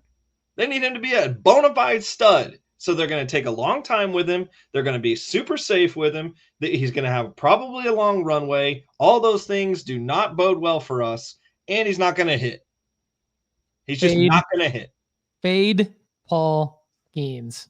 Yes. Connor shaved his Skenes mustache. We want you to fade all Skenes Pauls. Just kidding. Mustaches. Fade all Pauls, but don't fade. Don't Dave fade Ramsey of sports. Don't fade Paul Ramsey though. All right, Lefty. We got some great takeaways from today's episode. Before we get there, I just want to say hello to Hangover Sports Cards in the live chat, and thanks to all of you in the live chat. It's kind of funny that Hangover Sports Cards was late to the party, but we love you, Hangover.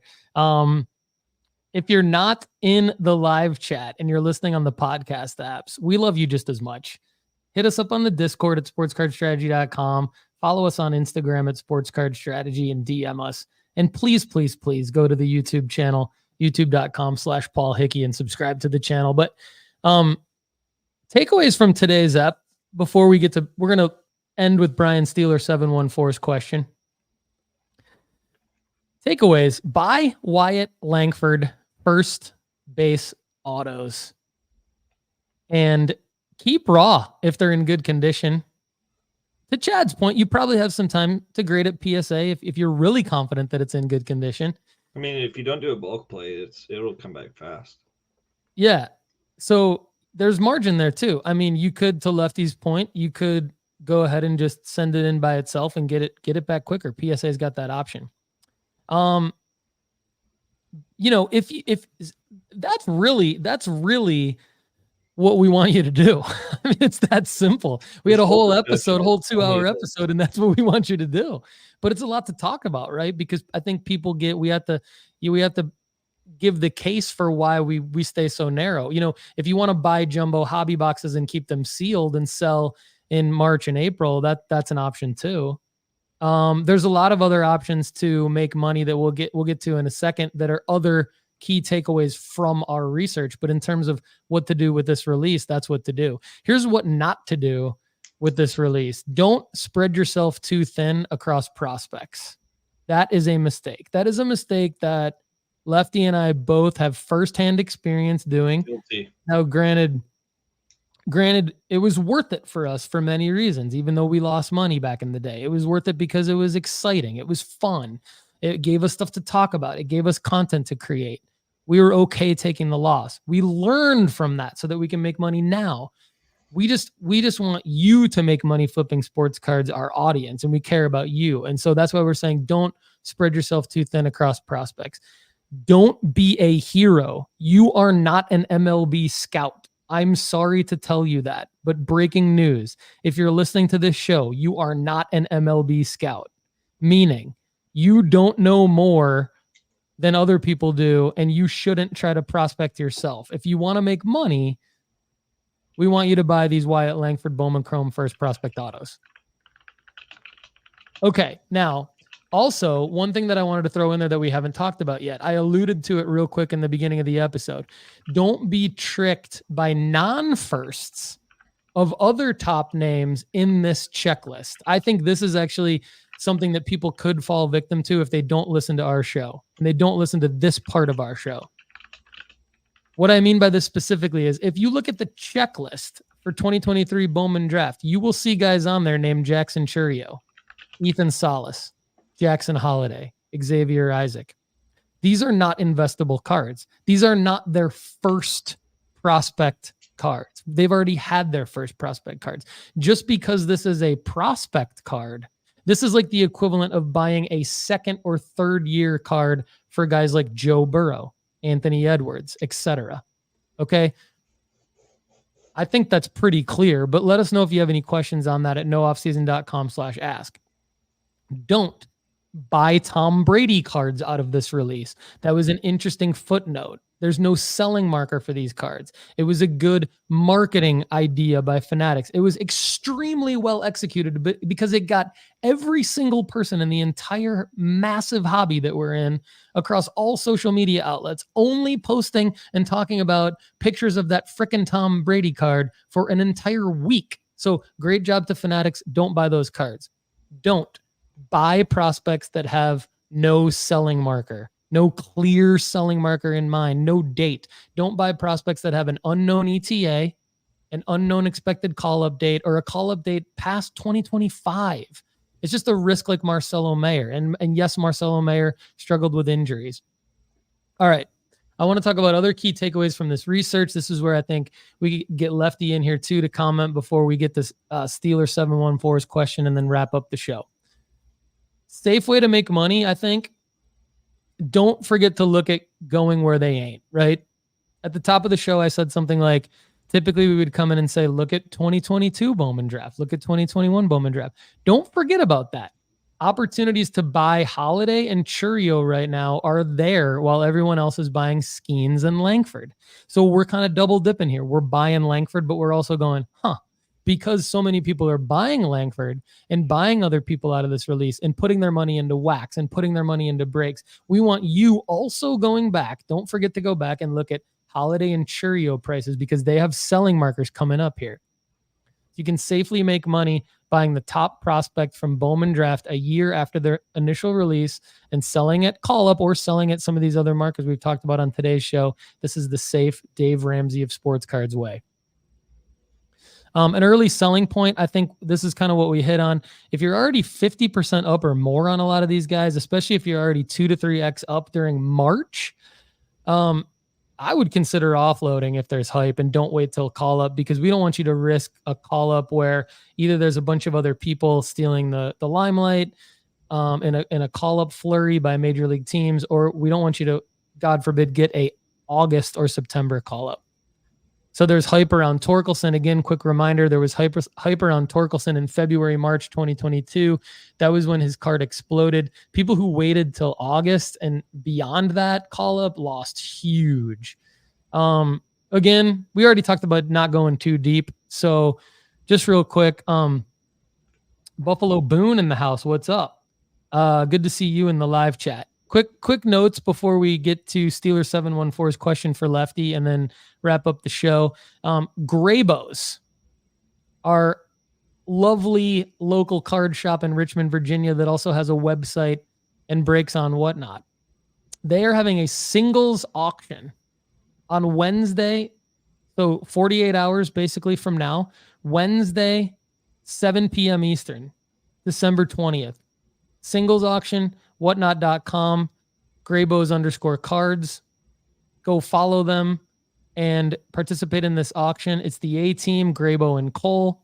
Over 150 singles, mostly basketball, football, some baseball, from a massive collection from a local sports agent who is a huge collector. There will be some fun and interesting giveaways. Graybos on Whatnot, follow them. Also, graybos.co. Anything you buy there using the promo code Strategy 2023, you get 10% off. Connor, walk us through our holiday programming schedule here, since we're recording this on Monday, December 18th, and every Monday we have a show, but a week from today is Christmas. What are we going to do? Yeah, so rather than air on the holidays themselves, we're going to roll them back to the following Wednesday. So no deep dives for the next after this week. No Wednesday deep dives for the next 2 weeks. Instead, we will be airing our regular Monday show on the Wednesday. So expect those at 7 a.m. Central Time on Wednesday, December 27th. And then as well the following Wednesday, I believe it's January 3rd. Awesome. Yep. So next 2 Mondays are basically Christmas and New Year's. So happy holidays to everyone. And we're going to be creating content. We're still going to be here for you. We're just not going to be doing it on those Mondays. So great breakdown there, Connor. All right, Lefty, before your parting shots, I'm going to give you the floor here because this was in a way, I hijacked your show. This was your 2023 Bowman Draft Baseball show, and I hijacked it with my agenda here. So I appreciate all the value that you've added to our audience today. I'm going to give you your parting shots. But first, Brian Steeler 714 is a super chat, meaning he joined our channel. He not just subscribed to the channel, but he joined it. So he's paying for exclusive content here on our YouTube channel. So we want to give him the only QA today. Sorry to everybody else. Everybody else can get in at nooffseason.com/ask. Lefty, would Wyatt Langford be in your top 3 to 4 rookie of the year candidates? And who are your top 3 to 5 guys? I know Evan Carter is probably on that list, and Holiday, obviously, if he gets called up. Lefty, I'm just going to add, what impact? So other than Steeler 714's question here, what impact does the rookie of the year actually have on card value as well? So take it away. I think rookie of the year hype is the important part.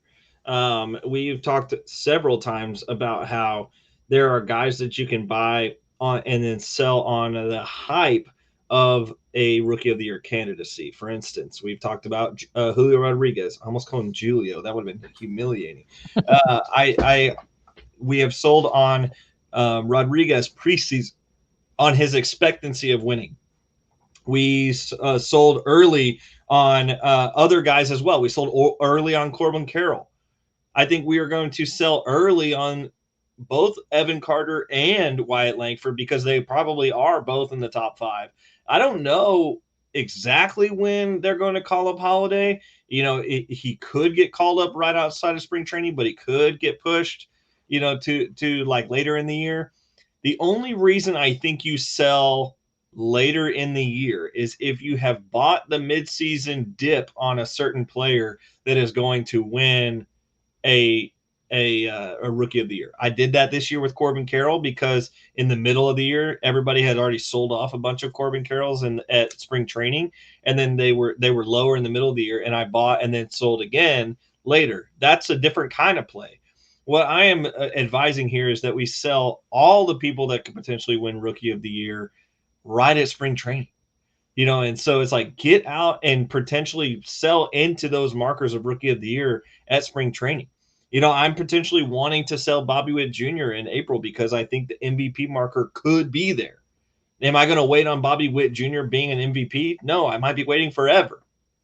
But it's just like a marker that it could be there. And so that's why yet another case why it could be valuable. So great question. I think Wyatt and Evan are probably going to be one of the two that are going to win it, even though they're both on the same team. So maybe they end up kind of eating each other's market. I'll answer this more fully on a Wednesday show for sure. So, but other than that, I think there's one guy, Paul, that we have not mentioned that we can't get out of this. If we don't mention him at all, we're going to get roasted because his cards are huge and he was a top 5 pick. Max Clark. What do we do with him? You know, and so it's like every breaker you watch, every drip or every whatnot or every YouTube or whatever, Max Clark auto gets pulled. They're like, oh my God, Max Clark. You know, like everybody is so high on his prices right now. I could not be lower on Max Clark. I think he's a bonehead. I think he is like just not what I want to invest in. Everything in me, guidelines and all, are saying don't invest in Max Clark. I don't know why the Tigers went Max Clark over Wyatt Langford. It still is a absolute conundrum to me, but I'm so thankful for it that my team gets to profit on yet another bonehead mistake by the Tigers. But Max Clark, do we buy him? No. If you pulled him, sell him yesterday. Get him out of there and move him into other players or move him into Wyatt Langford, for instance. You could probably get, I think the prices last time I looked, I think you could get almost 2 Wyatts for 1 Max right now. Unbelievable. You just saved the entire episode because we didn't talk about this. And I think the reason why we didn't is because he doesn't fit any of the things that we talked about for Langford. And so, he's just not in the organization that he needs to be in. He's got a unknown ETA in the MLB. He's got the opposite profile from a experience and maybe just overall, not only baseball experience, but life experience. And I don't, obviously don't know Max Clark personally, and I don't have any evidence to say that he's a bonehead or anything like that. But I mean, coming out of high school versus coming out of a esteemed college career kind of a thing, like that's totally different. And so I think it's reflecting in our recommendation of fading Max Clark. And I'm really glad that you put a bow on that and took the flag plant really for our entire organization here at nooffseason.com. We're just fading Max Clark. You probably won't see him in our baseball card rankings. There's no reason to put him in our baseball card rankings. This has nothing to do with what we think about his future Major League Baseball career. It just has to do with how he prognosticates over the next 6 to 24 months. We just don't see it. And so glad you said that. He might be up there eventually. Yeah, he might. He might be up in the top 10 eventually, but right now, man, I couldn't even. Please throw him further off the list than you could possibly do right now, because every box that Wyatt Langford ticks, Max Clark totally misses. Yep, 100%. But he's the one. I mean, we even talked about Walker Jenkins in this episode. He's not even in this release, so we had to mention him because we've talked about Skenes, Cruz, Wyatt, Max, Walker. I think I literally said Max Clark's name one time at the beginning of this episode, and then that's it until you just brought him up. So you saved it, Lefty. You saved it. Big time fade. Big time. Big time fade. Connor Barnett, do you have anything else to add for this episode? Anything I missed? Anything we missed? Any thoughts? Any questions before we head out? No, I thought you guys did a fantastic job of easily identifying where our head is at as a singular unit in terms of where we want you to place your money to alleviate risk while promising yourself upside. So great job by both of you. Good research and good work. Great job, Connor. Great job, audience. We streamed live on Instagram on this episode, and I didn't mention it at the beginning because I wasn't sure how it was going to go, but it looks like it went well. Looks like something we might continue to do since our streaming platform here now is integrated with Instagram. So Instagram at Sports Card Strategy, and we hope to see you soon.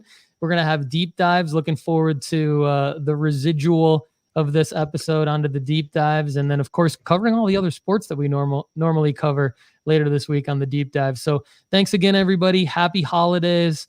Really appreciate all of your support. Have a great day.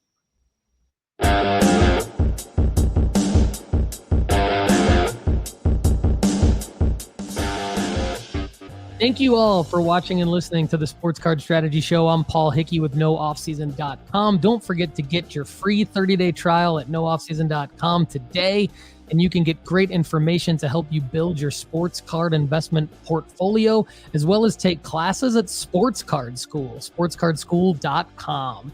Don't forget to text sports cards to 1-833-992-5727 to get your sell alerts and your buy alerts.